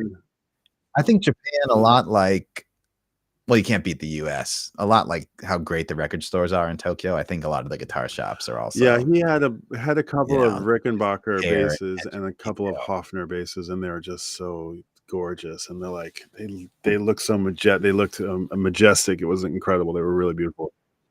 Dude, those Hofners are crazy. My buddy Sho, who plays in Hatsukoi 4, he's got a Hofner, and it's like the low end is just like unbelievable. Hold on, got to get past the Fish voices. That's a thing that people say. And then you start to really dig Trey's imperfections vocally. I still don't get this. Yeah, I've never gotten this. You talk about this, and I don't get it. Well, first of all, Trey's gone through like he's put in the same time. I would almost argue that he's put in the same amount of time, like trying to get a better voice, like voice training in the last 4 or 5, 10 years. I don't know how long it's been going. Then he travels with a voice coach, and he almost sings too well now. In fact, I don't even. He's got vibrato, and he's always in key, and he's like, I don't care for it, to be honest. I kind of like. Although he does flub some things, but the thing that I love about, I mean, I can understand why you wouldn't appreciate this, but I hear the amateur in the voices. I hear the like, yeah, I hear my buddies in the voices of Fish. But what does that mean? I don't know. There's so I many don't people. know. There's Like so many great. if you meet a guy like who's a charisma dude, like a guy, like a famous guy who's like drives a, I was working on a photo today. There's this architect who I photographed for Tokyo Record Style who I just met, and he's this huge dude. He's like 6'7". He's just got these giant glasses. And he's got this huge personality. He drives a Ferrari, and he's like, he loves music, and he just like eats, you know, decadently, and but he's punk, and he's everything about him is large, and he's the opposite of what I'm talking about. Like when you have a friend, like you don't have friends like that. I don't have friends like that, and these guys, like none of them really stand out except, well, I mean, they all have great voices, but they just sound like, to me, they're like voices in the crowd. I mean, a Springsteen, a Bob Dylan, even, I mean, those guys have, who else? I mean, there's a million of them. I mean, they don't have screams, you know, there's nothing signature about their voices. That's what I think. That's what I'm trying to say. There's not. Oh man, I'd say that it's all signature. You hear Mike and you know it's Mike 100%. The same way you hear Neil Young or Bob Dylan and it's 100%, but they're not classically trained vocalists. No. And people are repulsed by Bob Dylan's voice. And people would say, oh, Neil Young can't sing, but it's his unique voice, amateur or whatever. That's what's unique about him. And it makes the sound. Different than that, though. And he learned, you know, and knows how to use the voice. But Neil Young is like, he's got a voice like Levon Helm. Like you can hear, whenever you hear that voice, you know it's his voice. I don't think the Fish guys have that. I mean, I know it because, you know, I've heard it 10,000 times, but I think if you had to pick it out in a lineup, they're going to be. If Fish had the clout or they were known to the extent that Neil Young is known, then I think it would be the same. Yeah, I don't know. Well, we've got there's something that's accessible about it. I think they've retained the sort of, there's something college-ish about it, for lack of better ways to put it. There's just something a little bit anonymous about it. So it's high school and college. It just sounds a little bit like bar band, you know? I don't know. Like it's just not right. Good comment from Badge, actually. Just now, like the latest comment. Sorry, guys. I'm gonna zip past these. Badge, you're out of your element. Badge, you're out of your element, dude. You need to. He doesn't have to like EDM, but he should not be talking. What is he saying here? Someone's voice is much more important than their ability to sing. That's. I'd say that's true. I mean, that would explain Bob Dylan's career and Neil Young's career. They're not whoever, the Barry Manilow or Nat King Cole or like Michael Bublé or Justin Timberlake or John Legend or Adele or Nina Simone or like someone who, like, you know, probably can sing and has perfect pitch and can do these, you know, the Mariah Careys that can, you know, even fucking R. Kelly, who's a monster, but like can like run up and down scales and has a crazy range. And yeah, you know, sung in church and like, yeah, has proper pipes. That's the ability to sing. And this is, let me just go on record on the log in front of an audience here, because you know how much I hate Eric Clapton. Okay, here we go. And Eric Clapton, this is, we could abstract one level and transplant Vadge's comment onto Eric Clapton. Like someone's voice on the guitar is more important than their technical ability. And sure, Eric Clapton has technical ability, and I don't give two fucking shits about anyone's technical let's all calm ability. Down. Let's right? all It's calm the voice. I'm He's wound now worked up just because this is a good one. And man, speaking of Bob Dylan and stuff, we just the other day I was talking about the this, what is it? It's like some Bob Dylan 30th anniversary concert, and it's like 50 people on stage. I don't think I ever saw it. And it's like the band guys and did like Jeff Lynne and Tom Petty and the guy who was like the leader of the Saturday Night Live band. Yeah. who played in Hall & Oates, whatever that guy's name is. Wait, that's not the same guy. That's two different guys, I think. Hall & Oates? Did G.E. Smith play in Hall & Oates? Was he? G.E. Smith was in like the Okay, Hall & Oates okay, live dude. band. Okay, He's just like I a thought you were session saying he guy, was right? Daryl Hall. And I was like, no, those are two different dudes. Okay, Oh yeah. no. Yeah. Daryl Hall's amazing though. No, but I'm sorry to anybody out there who loves I do. I Clapton, love. but I there's don't love him, that but Bob Dylan tribute show. They play My Back Pages, and there's like 5 different people take a verse, you know, and George Harrison sings a verse and Tom Petty sings a verse, and it's like all these superstars, and Bob Dylan sings one line, everybody goes crazy. And there's like an Eric Clapton solo that's just like a snooze fest. And there's the Neil Young guitar solo. That just like, speaking of like voice and ability to play, you know, you can compare the technical prowess of Neil Young versus Eric Clapton, but in terms of voice, yeah, just for me personally, Eric Clapton, that's how to not do a solo. That's how to not play the guitar. And Neil Young this is how you put all your heart and soul, you know, into one Clapton's note. an enigma. I don't really. I don't know. And then Clapton went off and did all this like anti-vax, racist, COVID, you know, just like he's just like a gross old British, you know, stupid old rich guy who's, I don't know. It never did it for me. Like I was never, even Fish, I don't think I'm so amazed by how much they can shred. It's more of like the intention and the humor and the camaraderie of the members. It's like those things are so much more important than how technically skilled they are. Yeah, there's something Beatley about that. The Beatles were, of course, you know, they weren't giants of their instruments, but they were right. The whole like Ringo's not even the best drummer in the Beatles, you know, but it wasn't about the technical ability. Like, who gives a shit? Ringo can play to the. But I don't think Clapton would claim to be like the God. I mean, I know there was like Clapton. I never really understood what the Clapton is God thing. Well, that was a thing, right? That was a T-shirt, I think. I don't really know what the Clapton is God, but I know that there's a story of like when you know, this silly story that makes its rounds, that where, you know, when he saw Hendrix play for the first time at the Rusty Nail or whatever it was, he's like, you know, he decided he was going to quit playing guitar forever. But I don't know. Does Clapton consider himself a premier guitar? I mean, I know he's a competent player, but does... Well, he goes up front and takes extended solos. What guitar player does not do that? Our favorite guitar player does that. Exactly. But that's what I'm saying. It's just like, I'm just like not okay. There's no accounting for taste. That's where, you know, and that's why the conversation never ends. You're allowed we're all to just pinging our personal taste and I'm not opinions going off to of each defend other. Clapton. I like it. I don't mind it. I don't have it. Oh, maybe I might have a couple Clapton records. My friend Jerry Williams. I will never own a Clapton album. I almost want to now get rid of the White Album just because, well, my guitar. Okay, wait, hold on. Yeah, there you go. Clapton the solo, my guitar gently weeps. Come on, yeah. Man, it's funny because you hear about Clapton sleeping with George's girl. Yeah, but they were like best buddies. George forgiving him, and then.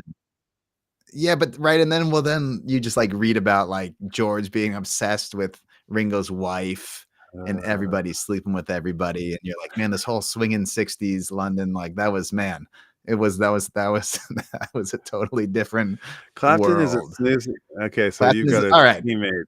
Vag is saying he adores Clapton. Tristan is saying Clapton is a snooze. I'm kind of staying out of this, but I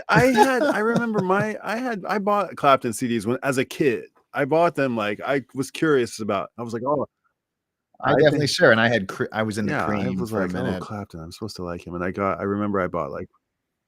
That's the thing. I'm supposed to. No, but I mean, I was 13 years old. Okay, like I was like, sure. He's one of the guys. He's one of the guitarists. Yeah, and he's got Tulsa Time, living on Tulsa Time. You know, J.J. Cale. He played that. He made that song famous. Oh man, I was gonna say, something came on in the car earlier that mentioned Tulsa, Oklahoma. Clapton lived in Tulsa. Don't forget what it was. It was a great song. I'll have to figure out. I was like, oh, I got to What tell Brian song was about this it? song. What is it? And it was someone we probably both know. That's why it stood out The to me. Dead's Fuck, sorry. this Tulsa, they got busted. Wait, where is it? The Tulsa? Got my chips Oh, cashed yeah. in. Is that no wait? Bus is there's Tulsa gets mentioned in Truckin' or something. I forget which song it is, but well, I mean, there's heaps of songs that mention Tulsa, but they're usually country songs. They're usually country or western bluegrass tunes. They're not often like pop culture tunes. Although Right. every once in a while it gets dangerous. And I think Tulsa's in the news right now because Dylan's opening his big. I think he's opening there. There's a big tour that's happening. Is that Okay? And there's a Dylan yeah. museum in Tulsa too. Right? Yeah, That his you went collection, to. the Bob Dylan Center, which is next to the Woody Guthrie Center. So it's incredible. If you don't know about that, and also the third little sparkling diamond yeah, in Tulsa Tulsa right Theater. now, if you're like adjacent to Tulsa, you should go to Tulsa for so many things, but you should go for the Woody Guthrie Center. You should go for the Bob Dylan Center or whatever they call it, and you should also go for the Leon Russell the church because they've redone the church and it's just right up the road and it hasn't gotten the press that it deserves, but it is nice and they've got all kinds of legendary stuff going on there. They've got the like Sun Studios. Was that the LA? Was that a famous? They've got some famous board, some very, very famous board that recorded like a gajillion famous records. And Yeah, Sun Studios is what, Memphis, no, Tennessee. I think it's Sunset. I forgot which one it is, but they got the board from some studio that closed that like recorded like I don't remember what it was, but it was we can find it out. But they're not only, and then they've got this church. Like Leon Russell bought this church there for the acoustics, and like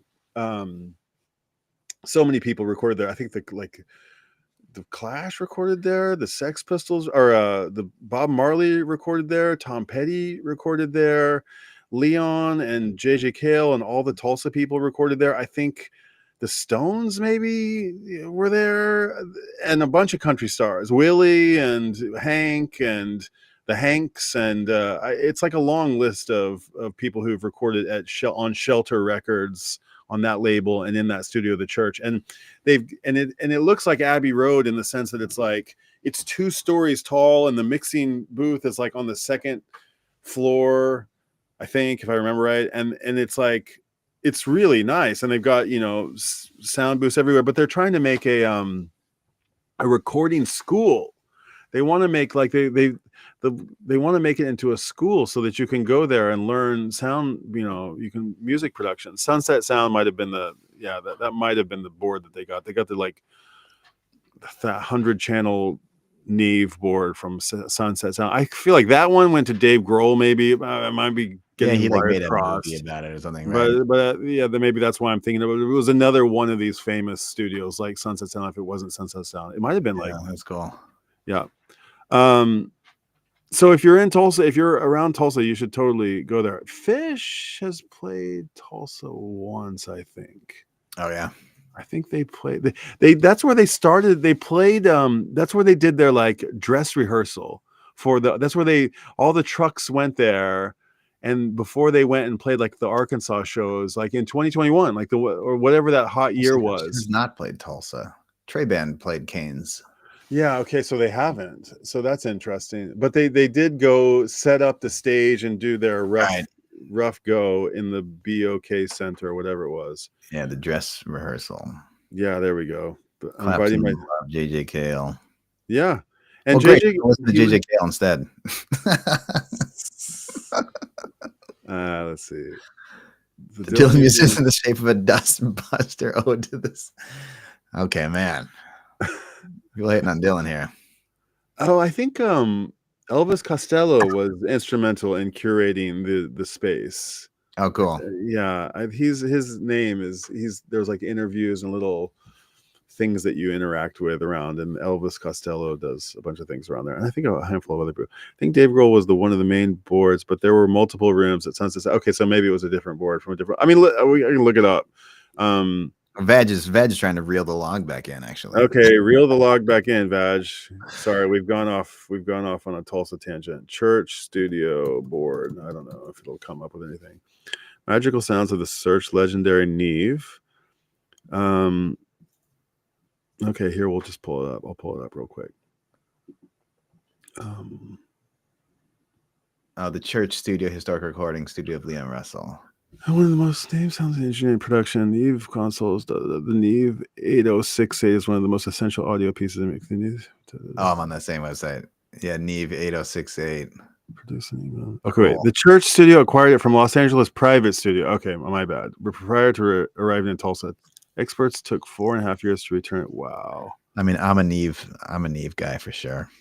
Lanois is credited with having multiple studio locations in the Oxnard Teatro Theater, sometimes called El Teatro, formerly Spanish language theater. Yeah, there it is. There's this. Oh, that's the old one, maybe. Oh, here we go. Wait, look at this. The Church's Studio Neve was also credited in 3 albums. YouTube, Bob Dylan's album Time Out of Mind, dude. That board recorded Time Out of Mind. Lanois and Emmylou Harris's Wrecking Ball. Credited in 3 albums by YouTube. I wonder which 3 albums.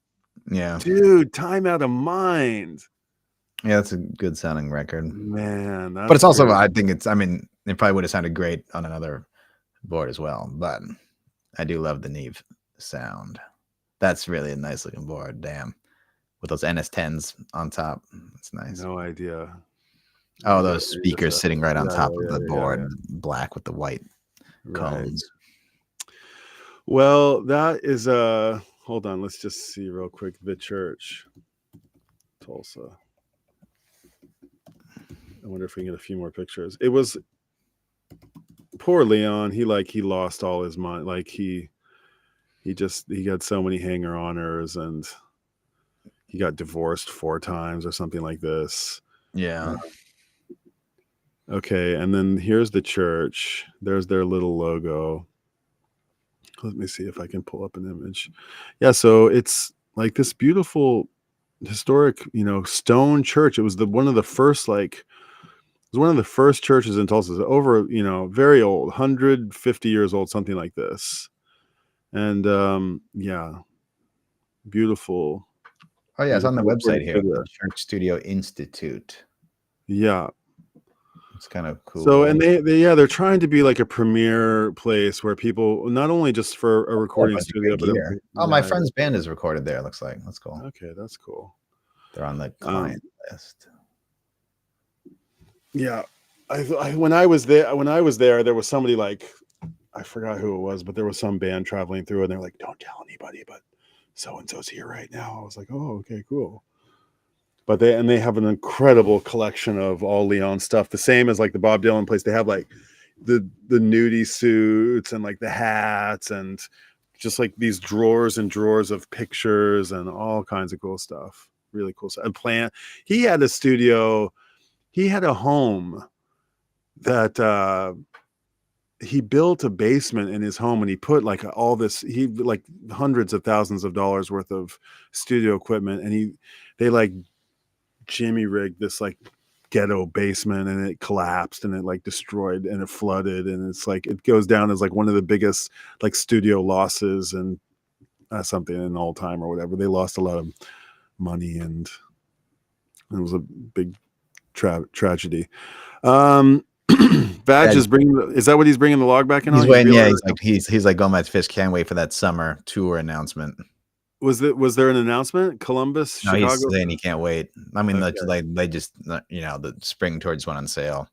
Whoa, check this out. I opened for Leon like 2009. That's awesome, dude. Very When cool. did you see him in Tokyo that last time? I saw him a couple of times here in Tokyo. Actually, when was the last one? What year was it? I'm gonna guess like 2009, right around that time. Not too long before, but it was like 2007, 2008, something like that.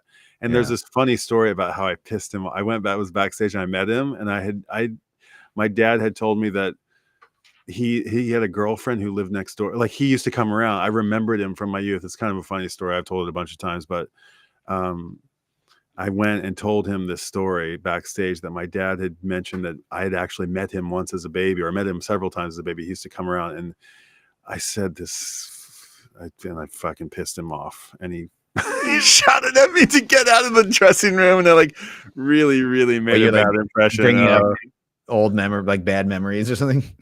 Basically. I felt so bad, and then he came back the next year, and he was like, "You can tell your friend to come back, but tell him don't tell him not to bring up his old story." And I was like, "I'm not going. It's fine. It's fine." But the fact that he remembered me was kind of charming, and it was funny. But my friends played in his band also and did sound for him. One guy played piano, another guy played guitar, and then one guy did sound. So yeah, luckily he got his moment there at the very, very end. He did that record with Elton, and right, fantastic record. And yeah, he's the pride and joy of Tulsa. We love Leon. I'm a big giant Leon fan, and the fact that his connection to George Harrison makes me really, really proud. I feel really, really. I've been on kind of on a George kick over here, actually. I love George, and I love Leon. I love that, George loved Leon, that he was one of those. He just was, mismanaged, and, just had the wrong people. So he was just surrounded. And then probably had a chip on his shoulder, thinking that he didn't get his fair shake, the credit he deserved, and rightly so. Yeah, he should be. I mean, he is a legend. Yeah, but he's probably not as well known as he should have been. Yeah. Well, yeah. I mean, the songs that he he's got so many songs, but he doesn't have like Beatles songs. I mean, he's got good songs, but he doesn't have he's got 3 timeless songs, dozens of great songs, and countless good songs. So, I don't know. Maybe I'm. Yeah. So anyway, Saratoga SPAC, Vagini or Saratoga. Okay, Vag has got this. There's Vag is already scheduling his summer run before anything's announced. Well, sometimes the rumors are trustworthy. So yeah, he was kind of a grumpy old man in his old age. He was. Yeah. George is my favorite Beatle too. Yeah, I'm a George guy.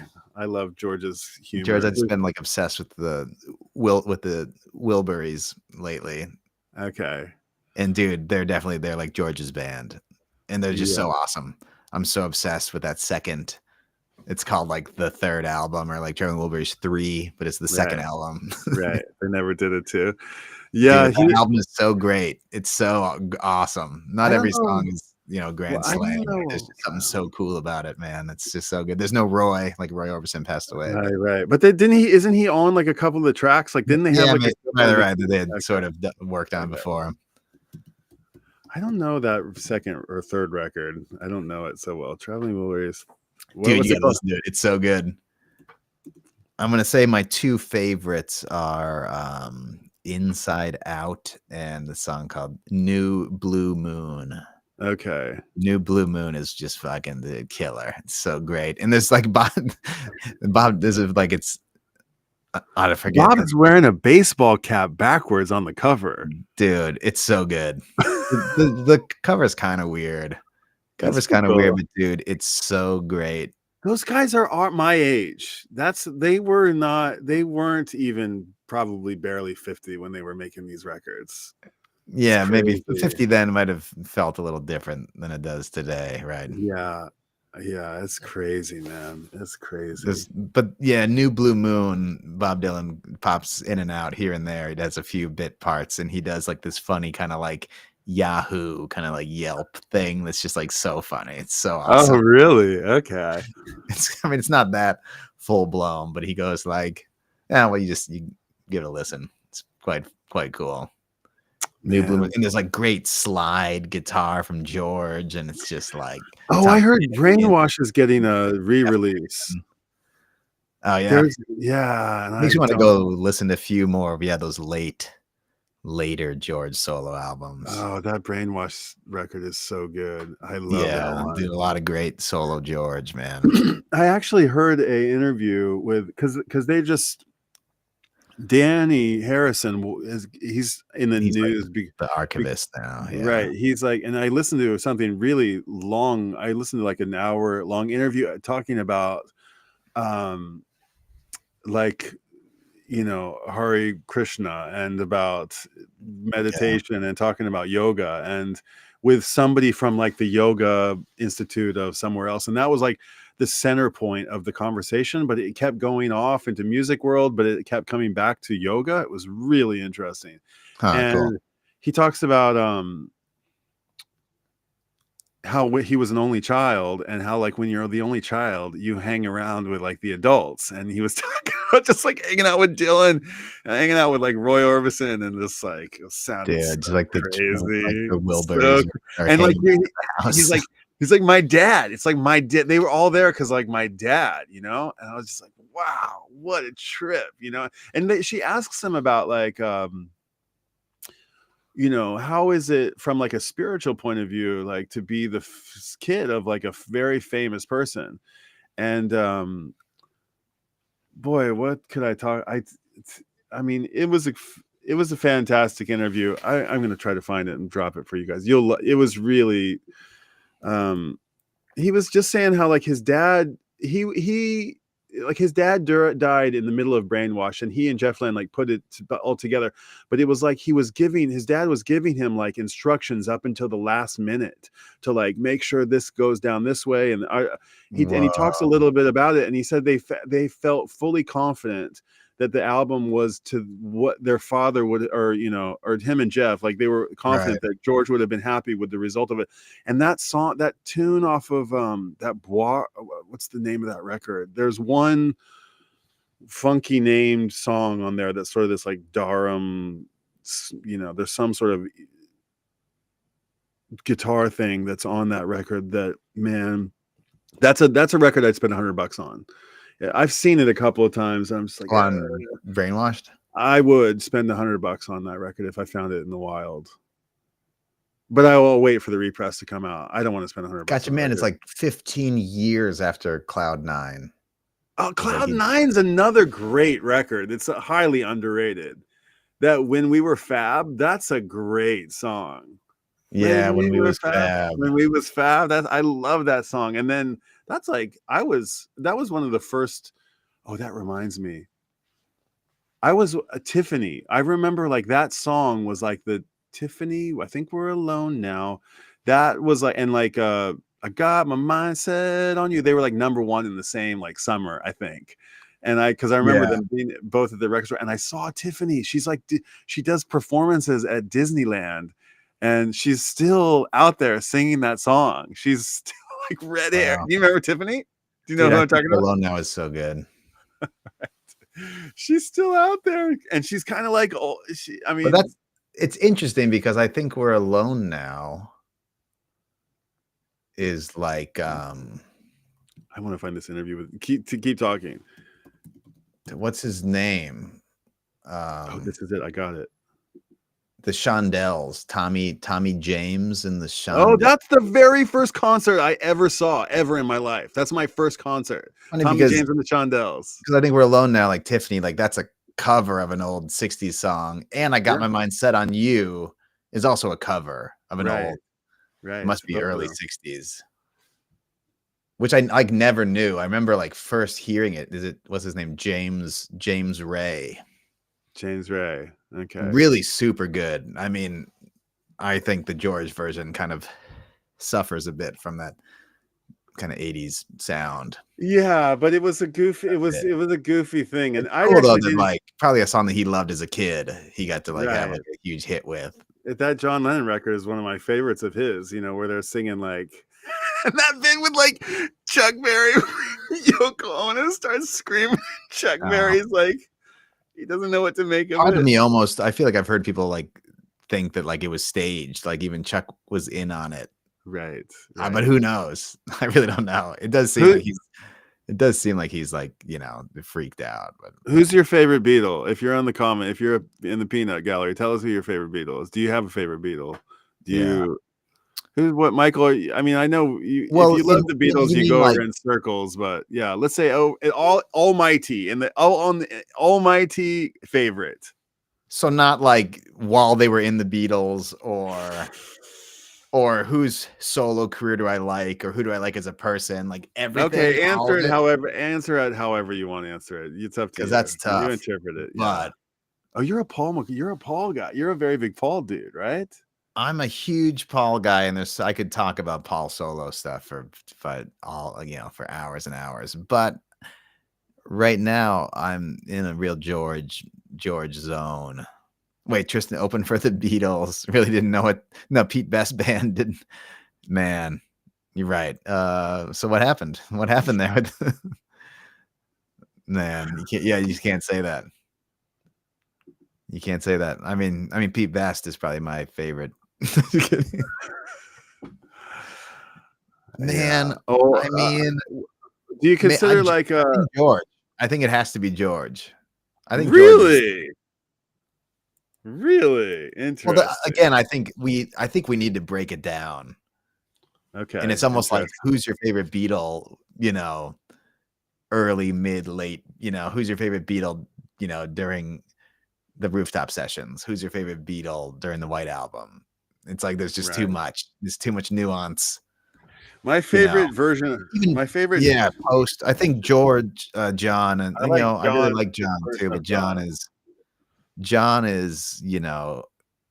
kind of a broken dude, and he's tortured and he's angry. And there's all those interviews in the '70s where he just like shits all over all the Beatles songs and everything. And I think if he was not murdered, I think he would be, he'd probably have changed a lot as a person. So just like straight, but if it's just like straight songs and straight like songwriting, I mean, probably, man, it's so hard. And Paul's had such like a monstrous solo career, the kind of like solo career that John and George both should have had that they couldn't have. And Ringo, I don't want to talk about Ringo because all those EPs he put out during COVID, they're just so half-assed. And his like new country album is also just like, I did listen to it. It's just, dude, it's just like, so, I mean, I'll go on record because so many, every review of that album is like, go, this is a great, Ringo's back and it's his country record. And this is the albums that Ringo used to make, but it's just so bad. It's so bad. And he's just like rhyming like light, might, right. They're just like the rhymes are just like so sloppy and before the production's bad. It's like these Ringo, you listen to a great sounding Paul solo album and then Ringo's are just like Steve Lukather writing these like half-ass pop songs and it's like synth horn section and it's just like feels slapped together like a cash grab. Like I'm Ringo, I should just put out a record and make some money. And it just doesn't have the artistic integrity that I think Paul, still strives for. That said, Ringo is my favorite Beatle. I love Ringo. I think Ringo does have the Fishman. He's the ham. He's up for a joke. And I think part of that is kind of the glue that holds it together when there's some bigger egos at play among the more, main songwriters of the group. In that sense, I think you could really compare Fish and the Beatles.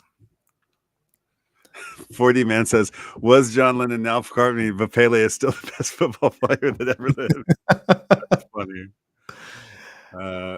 And probably as you get older, you go through, I think, when you're, I think you probably have phases too, where you associate more with George or John or Paul. Yeah, for sure. At different times in life too, through high school. And I mean, if it's like you or me or, where we just like had the Beatles in our lives forever, and you've been obsessed with music, then like those you definitely like can really relate to the different like kind of archetypes, the personas, it's almost like which Beatle would fit Best dude. Okay, man. 4D. Who is 4D Man? I've not Cool seen dude. that He's cool before. dude. He's this guy who's he's in Manchester, and he's a musicologist, writer, author. You'd get on with this dude real well. He's a cool guy. He's maybe 10 years or my senior maybe.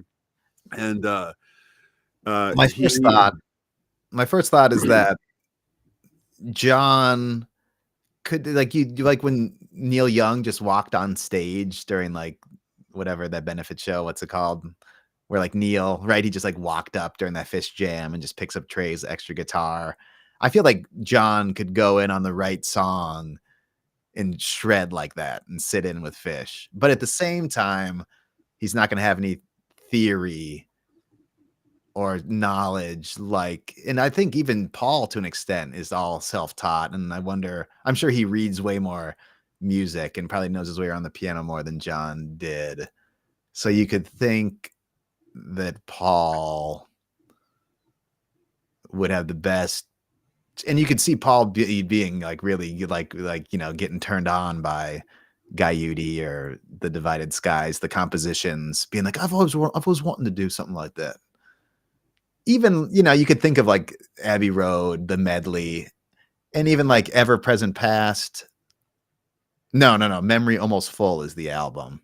There's a couple Paul albums. Does Ram 2 have a kind of medley thing? Paul's done the medley thing on other albums, and you could sort of compare those to the Trey epic compositions, you know. Yeah, Paul's got the thing where he's obsessed. He can't stop. Right, the guy can't not. Yeah, write right. music. Yeah, We can make that comparison too, and there's no edit. There's no editor.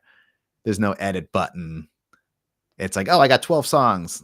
Put an album out. Here's another 12. Let's just go. And he's just, yeah, him and Trey are just forever. There's just too much music. They're just cranking songs out forever, for better or worse. Let me put this out there. I've got a story of the story to end all stories. I'm not going to tell it on publicly because it's just the craziest fucking story. But I will say that, like, I want people to know this about Fish. This is the thing that I love Fish curious. If you're really Fish curious, this is the thing that I think you should know about them. That I was watching a Fish show once, and I had a thought that the whole thing was I was kind of like, it was that philosophical notion where I don't even know how to say it. You know, everything was a creation of my own imagination. It was sort of this meta matrix sort of thing. And I had like constructed this entire thing that was happening, this entire happening. And I looked at the members of Fish, and I looked at like the guitar player, Trey Anastasio, as being the sort of, you know, evil genius, you know, sort of like ornery troublemaker, you know, character that represented like a piece of me that I could see a piece of myself in him, right? And then I looked at the bass player, Mike Gordon, the goofy weirdo dude who's like has the silly haircut and wears the funny clothes and writes all the funny songs and is sort of the token weirdo of the group. And I saw myself like in him. And I went to the drummer, and you know, he's the like most practiced music. Oh, hold on, can you hear me? Yeah, your camera froze, and now we're seeing okay, just give me a second. Some kind of EOS. And let's see if camera disconnected or something. Yeah, I don't know if this is gonna pop right back on, but let's see. Yeah. Oh, how about that? Okay. And John Fishman, the drummer, who's wearing the frock and who has like equal parts, you know, evil genius, sort of weirdo dude, you know, goofball, right, comic relief, not the sort of weirdo that Mike Gordon is, which is like the, you know, sardonic sort of humor, but the sort of like goofball comic relief of the band. And Yeah, the the guy over Ringo, there, yeah, more Ringo. yeah, the guy who'll eat like a golf ball size of wasabi just to see, you know, what'll happen. And I saw myself in that character. And then the sentimental piano player who's just, you know, private and soulful and got some chops, and you don't quite always know, but he's like the sweetheart of the group. And together they like I thought in this like hallucination that I was having that, you know, I had basically, they were like fragments of my own imagination and own personality. Altogether, they represented a completeness of myself. And I think that probably a lot of people somehow find themselves in, like, they find like a little element of themselves, and some of the elements like overlap, but they don't really overlap. There's these unique archetypes that are these 4 archetypes that are not archetypes in the sense that everybody would know them, but like if you're a music lover and you're a subculture and suburban to a degree, and like, you know, American, there's something about these like 4 disparate pieces that we always say are greater than the sum of all the parts. And the Beatles are, I know that for a generation before Fish, that's what the Beatles, I think, if you can see that in the Beatles, and I'm sure you can, if you can see like Paul is the sweet, sentimental, over sentimental, sappy one, but we need him on the team because he brings all the heat, and you can see, you know, you need a little bit somebody to offset the happy-go-lucky nature of Paul, but Paul's also got, you know, he's got an edge to him, and then Ringo and George, and you know, the exact same thing. If you can see a little bit of yourself in each of the Beatles, you can. That's essentially why we love. That's one of the reasons that we love them. They have the chops, they have the songs. They're not Beatles type songs, but they're inspired by this brotherhood. You know? Yeah. There's this thing that that unites them. That's like, it's special. I don't know how else to say it. It's just this special lightning in a bottle that not everybody has it. They're best friends. You know, these guys are like actually friends. They like forged friendship. Right. And you look at the Beatles, and like, even though they had their falling outs, you just know that they were like brothers. Everything transcended that. All the music transcended that. And that's what is so special about this crazy band Fish. We don't like them just because they're like, you know, goofballs, or they're weirdos, or they're like a specific genre of music. They have that, I believe, they have that thing that the Beatles had. Maybe you don't hear it, it doesn't come to your ears the same way it does to ours, but like they have that magic dust sprinkled on them that the Beatles had. And yeah, one of them goes. I mean, Zeppelin, I look at Zeppelin and like, John, try to put a different John Bonham in Zeppelin. I mean, maybe Zeppelin didn't have the, you know, you just don't have the same, it's not the same thing anymore.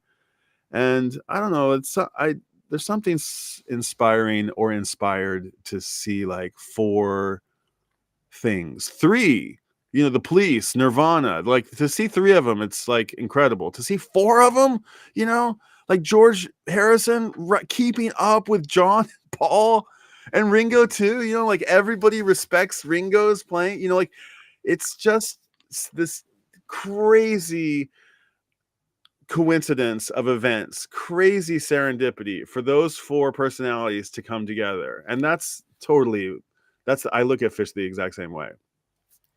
Yeah, man, you're right that, yeah, we would, if we were going to match them up. Yeah. Mike is the John Lennon for sure. You almost can't, because it's like it's pretty simple, right? Fish, Ringo, Trey, Paul, George Page. Because I was always kind of like, I guess you're like, yeah, I guess Mike is you know, he's true to himself even in his strangeness, and John's definitely the weirdo. Wow, I never saw that. John's definitely the weirdo of the Beatles. Paul's like the well-mannered, grew up in a nice home. Yeah, maybe I guess his mom died young, and him and John had that in common, right? I think that's probably how they kind of bonded. Yeah, you said that Get Back was really telling about how what a goofball John was. I Right. know you see him in the interviews, but when you see him like with the funny faces and like being a Yeah, goofball like on the stage, you're like, wow. and then you this look guy at the was- cover of Billy Breathes, you're like, oh yeah, that's John right there. It could be, but yeah, it's an interesting comparison. I never put those two and two together. Pretty interesting. Good question, 40. I like that question a lot. Sorry, we had Steve. The Let's see. chat's been going off. Yeah. Okay, sorry. Shall I skip ahead? Sorry, guys. The chat's hard. I need to get you Well, in that's the charge thing of is the chat. We can't. Yeah. Yeah. 40 Man actually, he's coming onto my Tokyo Record Style chats, and he's got this hack where if it's a comment that's meant to be addressed to another person in the peanut gallery that we don't, I keep stopping to address it, which is I'm killing the idea of the whole brackets, the parentheses that it's in. But if it's in parentheses, then it's meant to be something that could be skipped over. It's because there's two people talking to each other, which is kind of a clever thing. I live vicariously through many bands as well. Yeah, that's essentially what we're doing. 4D is actually thinking 24D. Let's see. I don't want to think that way, and I'm pretty positive as a whole. But the more we find out about history being only told. There was like they were talking about. There's like, have you ever heard of this? I've heard of this. The Tavistock Institute or something, like one of these rumors that like the Beatles were manufactured, like the Beatles and the Stones were manufactured, and like how would they be able to write it? Like, yeah, and then I think 40 Man mentioned Shakespeare. Like, oh, how could one person write all these Shakespeare? Right. It's 10 different people all using the name Shakespeare. Right. I think the Beatles are the Beatles, though. There's all those rumors. Man, what's his name? Purdy. What's his name? That drummer, like legendary session drummer. He like is in many interviews saying that he re-recorded drum parts for like American releases of Beatles songs, and he's all over all these Beatles recordings. But oh my gosh, Buck stops here. Stefan is here. He's the guy who was listening to Billy Breeze. Had to sleep, just up, kind of confused, waiting for this. Sorry, dude. He's the one who's. I said to him, "Hey," he said, "I listen to Billy Breeze." I said, "Hey, come up," and he's like, "So are you coming? So are you going to come up?" I'm like, "Yeah, maybe 9 o'clock." Oh, Bernard Purdy. That's it, Tristan.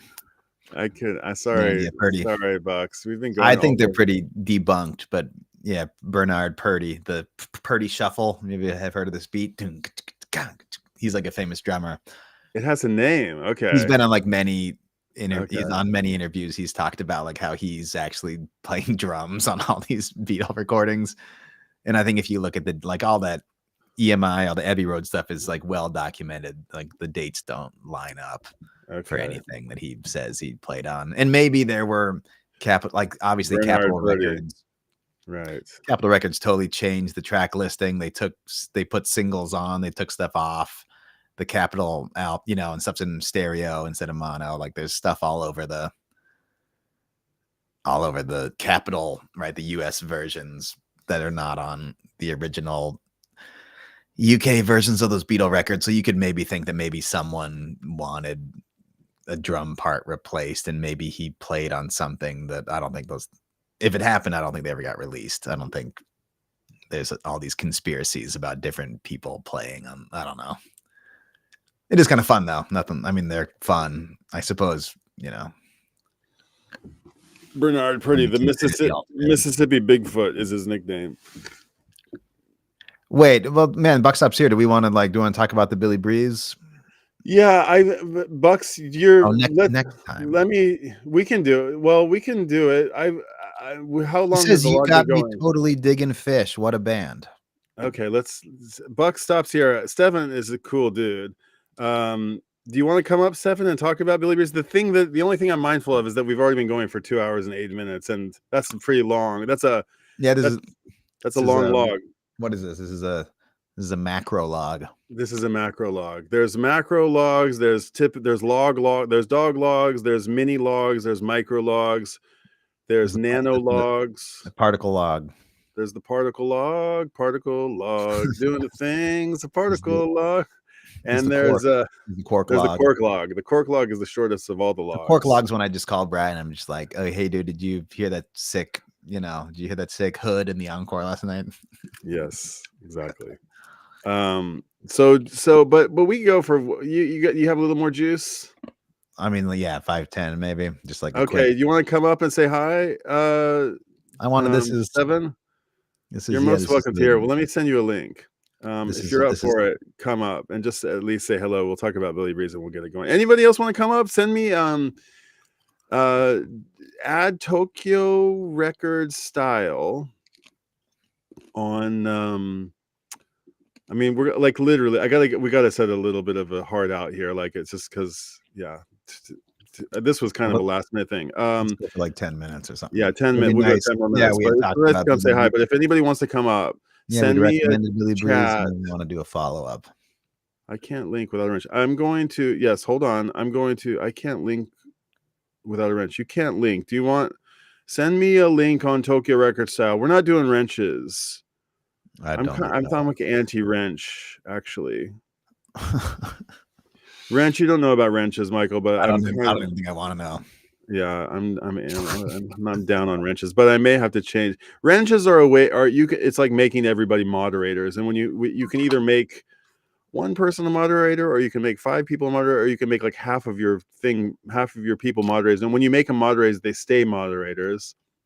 But then people start saying, "Why is he a moderator and why am I not moderator?" And I don't want to. I just would rather be the only moderator. But the thing is that when trolls come, it's very high schoolish.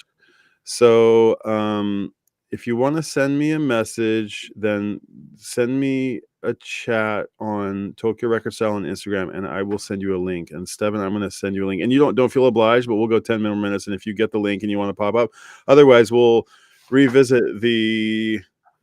I'm sorry that it just didn't line up that well. Yes, I think I was. Yeah. No, it's not. It's Michael. It's my fault. I obliged Michael to come on, but I knew that he was busy with stuff. What am I doing here? Okay, get the link. Where's Steven?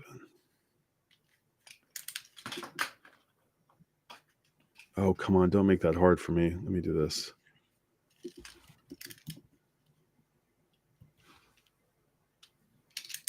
Uh-oh. Why aren't you just popping right up? There you are.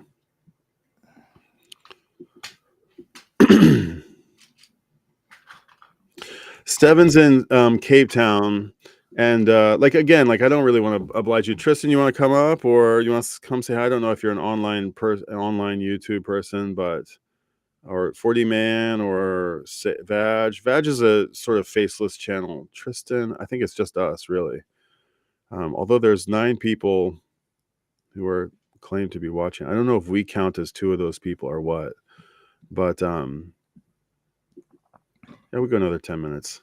Good question. No Vag, but pop the link. Okay, so he is going to come up, I think. So let's just see. We'll go through these. Hey, 40 Man, we can be friends for sure, huh? I'm actually 41 years old. Okay.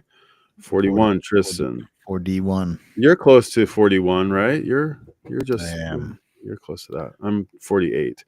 I'm just up later. Okay, I'm cooking breakfast. Says 40 Man. You don't really want to see that. Okay, that's fine. So 40 Man says my toxic optimism. He's not calling it toxic. I am is rubbing off on him. He claims to be a curmudgeon. I don't think it's true, but he's saying that some enthusiastic positivity is rubbing off on him slightly, which I'll take as a compliment. I'll message you for a plan. Stay up and then dropped. Okay, well, we can do it. Yeah, whatever you want to do. Let's see. Hold on. It's just good to hear that he's digging fish. Yeah, I mean, it's kind of like it's one of these things where you're gonna listen to him and you're gonna be like, it's just not for me. But I don't know. I don't know how you get. I don't know how I can impart on you what I just tried to explain to you about these guys. I think it's like coriander, cilantro, pakshi. Yeah, there's no accounting for taste. You just gotta, You like it or you don't. Like Yeah. I went on my rant about Eric Clapton, like, oh, all this technical skill, all this ability, and this is the crappy music that he produces. Like that argument can, is exactly the kind of thing that people are going to say about Fish, right?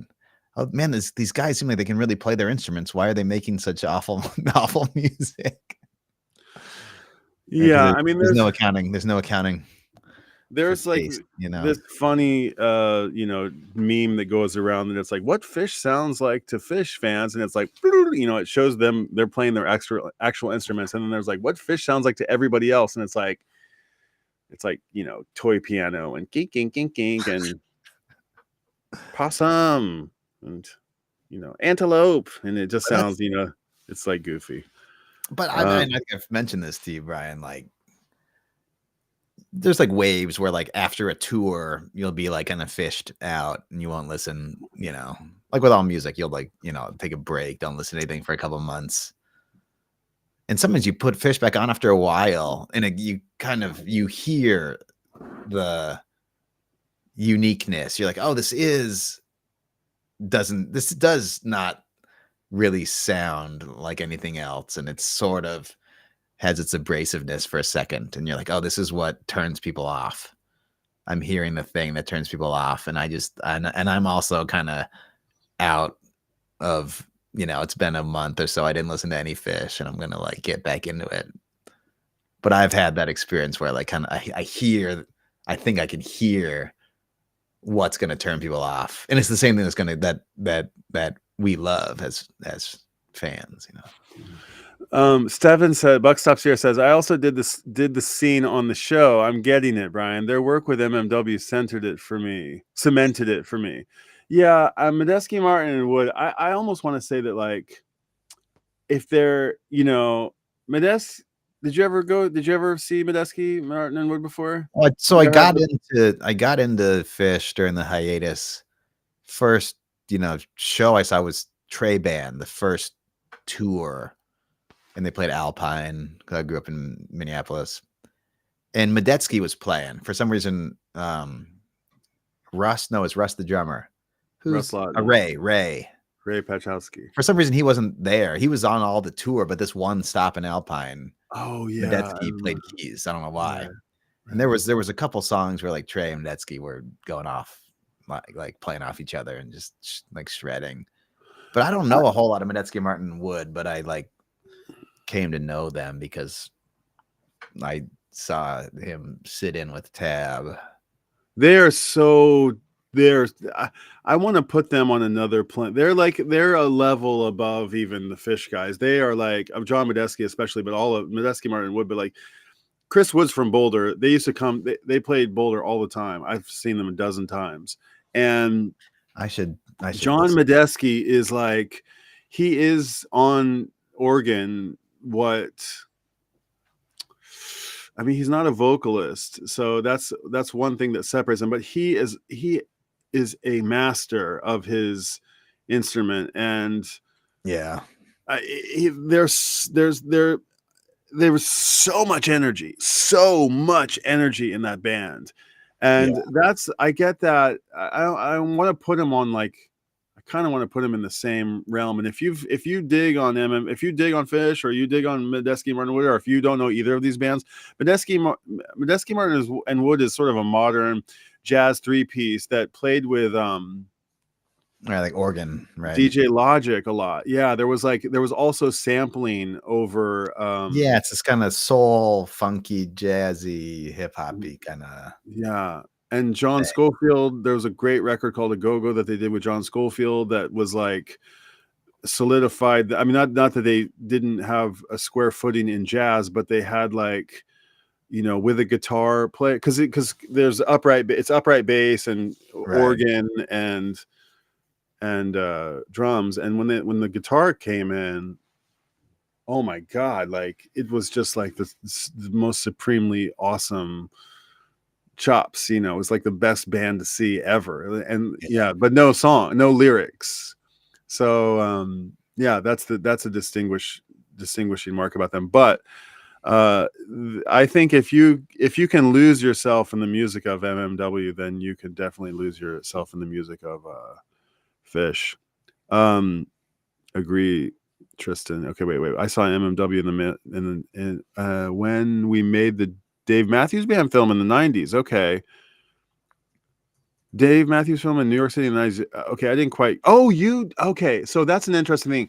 So Stefan is from South Africa is connected to, he's a filmmaker, and and that's an interesting connection. That's an interesting endpoint, Stefan, is that Dave and Trey are like best buddies and have been from like the early days. There was the Horde thing, the Horizons of Rock developing everywhere, this rock festival that took Dave Matthews and Blues Traveler and Spin Doctors and Allman Brothers and Fish, and who else was on that? Like Right. Aquarium Rescue Unit and all these cool bands from the like early 90s. And who else? Widespread Panic, I want to. Panic probably was among them. Yeah, there was over the years they changed, but Dave Matthews was in that circle of musicians, and he and Trey went on this famous trip together to all across Africa. I think they went to West Africa, they went to East Africa, they certainly went to South Africa, and they saw they played with so many of these blues legends, people who you will know very well about, who we won't know about. But I know that, Trey talks about he and Fishman went to a show in camp on campus, King Sunny Ade, that were like, right. It totally blew their mind, right? Like formative show of their youth, extremely formative show. Yeah. And when they went to, there's a great, I wonder if you're involved in this. There's a great video of Trey going with Dave, the two of them, to South Africa, and they get on stage at the link in the private chat. Dang, dude, you got to see this. They play bouncing. They get these, they get these West African like guitar legends to play. Oh wait, I'm gonna drop it in the chat there, and I'm gonna pull it up myself here. I'll play a little bit of it. Looks like it was on VH1. Oh, is this? Surely this is not what Stefan was involved in. But this is definitely the thing that I saw, where he teaches the band bouncing around the room. Okay, hold on. Here we go. We're gonna play this. Oh, it's orchestra like Baobab or something. I totally know that group. Oh, what's do I need to stop share? How do I didn't see the, hold on, let me see, how do I share the audio? How do I do that again? It said to just share a specific tab instead of share tab. Do I have to turn? Okay, it's on. All right, sorry, let me try that again. And the audio, I just have to turn it up. Can you hear it? Yeah. Is it clear? I've always been interested in the roots of music, and obviously it all started in Africa. Don't tell me you're involved with kings of their game in their kingdom. I am Rudy. How are you? We're coming here entirely as students. The sharing quality of the music that I think is missing, certainly in the pop culture in America. When you can make that connection with somebody, you're instantly, for life, connected.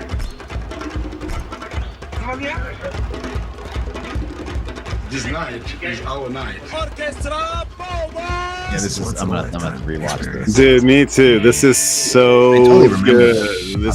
It's one of my favorite Fish things. It's so cool.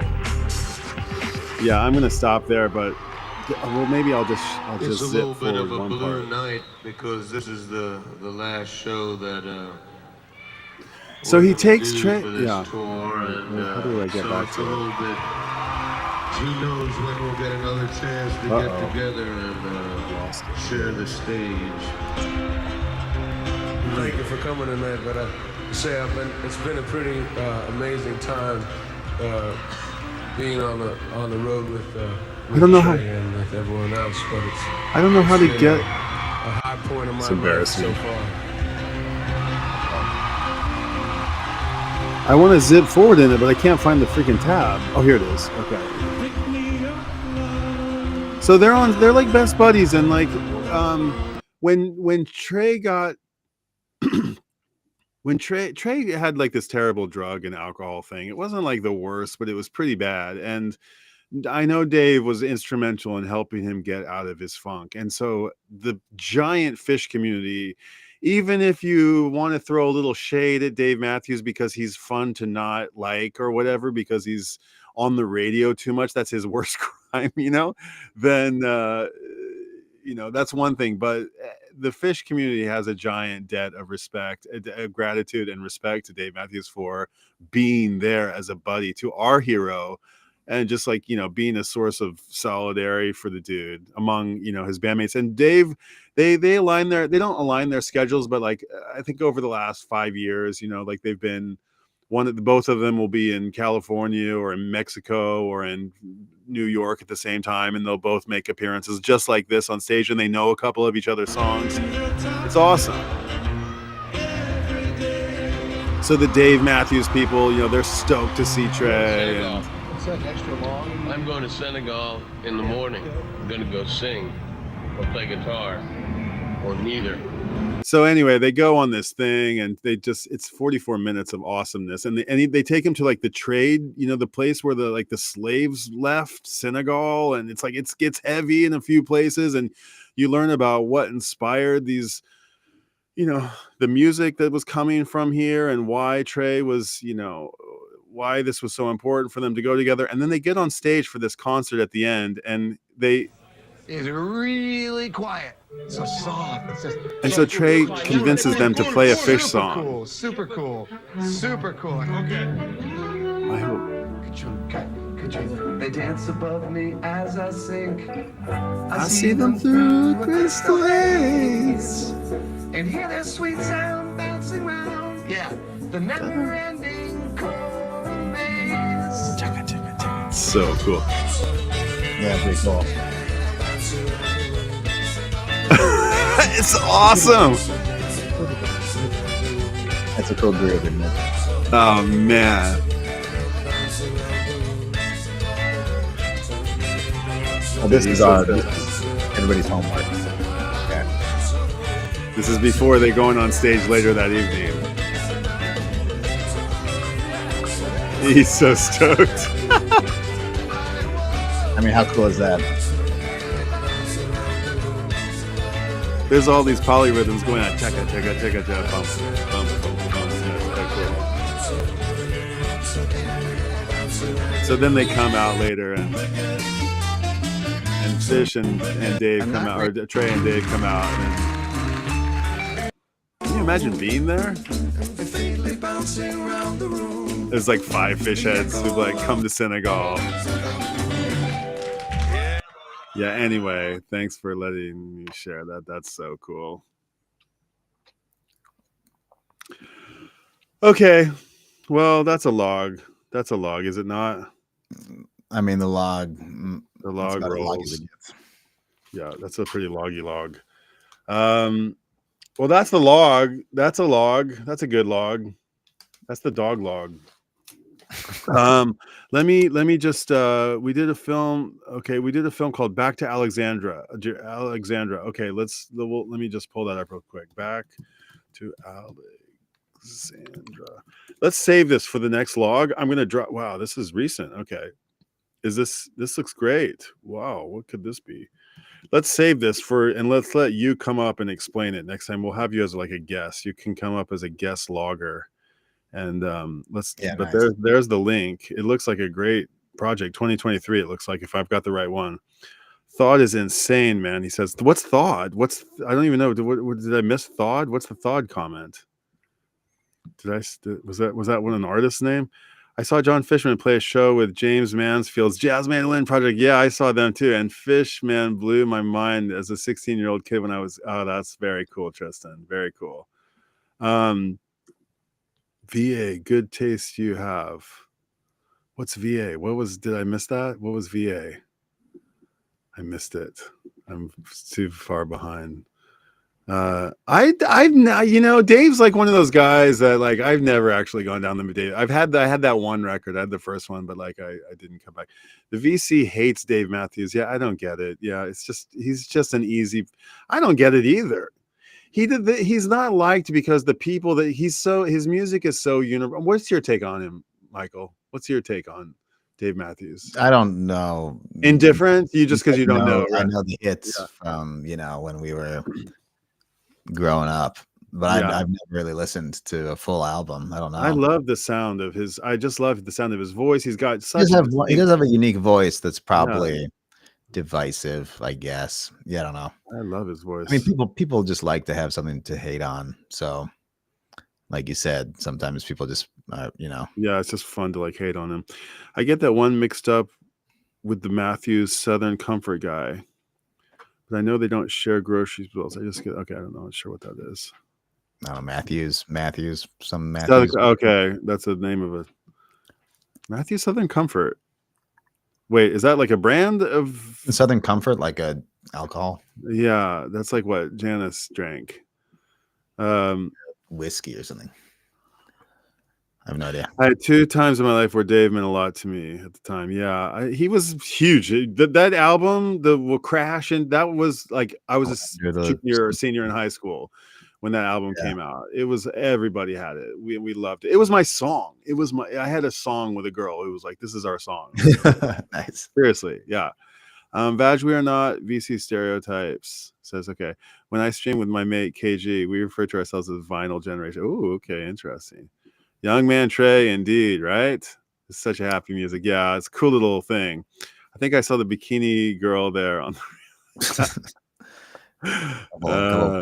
yes, I'm a late fish head. Yeah, man, better late than never. You're most welcome. Hey, that's a nice loving on the dog log. Okay, we love you too. This is sorry, Michael. I just indulge me for a second. I like the chatter. Bucks. I hate to be the one to say that I got to bounce, but okay, all right. See everybody. It was fun. Yeah, it was fun. But yeah, we want to hear your take on Billy Breeze next time. Yeah, please do. Please come and let's keep the log rolling. I mean, Michael's right. It's easy for me to be like, yeah, let's get out there and let's megaphone the log out there. And Mike's like, Michael's like, we don't need to just to let the log be the log. I'm like, yes, okay, he's right. Yes, just let the log be the log. So. Forgive me for Michael and thank you for letting me, but I'm happy that we can like have it a little bit for posterity. It's fun because we've had so many amazing logs and like they just evaporate into the ether, which is nice and poetic, but I'm happy to be hey, and also can I get like a little love? How do you like I got a new rig here. I got a new little battle station here. How do you like it? Well, how does my light look? I got a new light. Okay. I mean, yeah, does look good. I'm working well on lit. it. I'm gonna put some Christmas lights. I'm going full Monty YouTube, dude. It's okay. Gonna get ridiculous. Yeah, Sounds we'll see. Good. All right, man. Have a good rest of the Sunday night, and yeah, best to all. And hope you get a good dog walk in, and hope there's no I do some logs on the way. Yeah. Yeah. Nice. Well, yeah, man. Everybody, do your homework, and we'll see you on the next log whenever it is. Make sure you properly review all the material. All right. The log rolleth and rolleth the log, and thou shalt log, and may the log be upon you. So in the log's name, I say party on. DOGL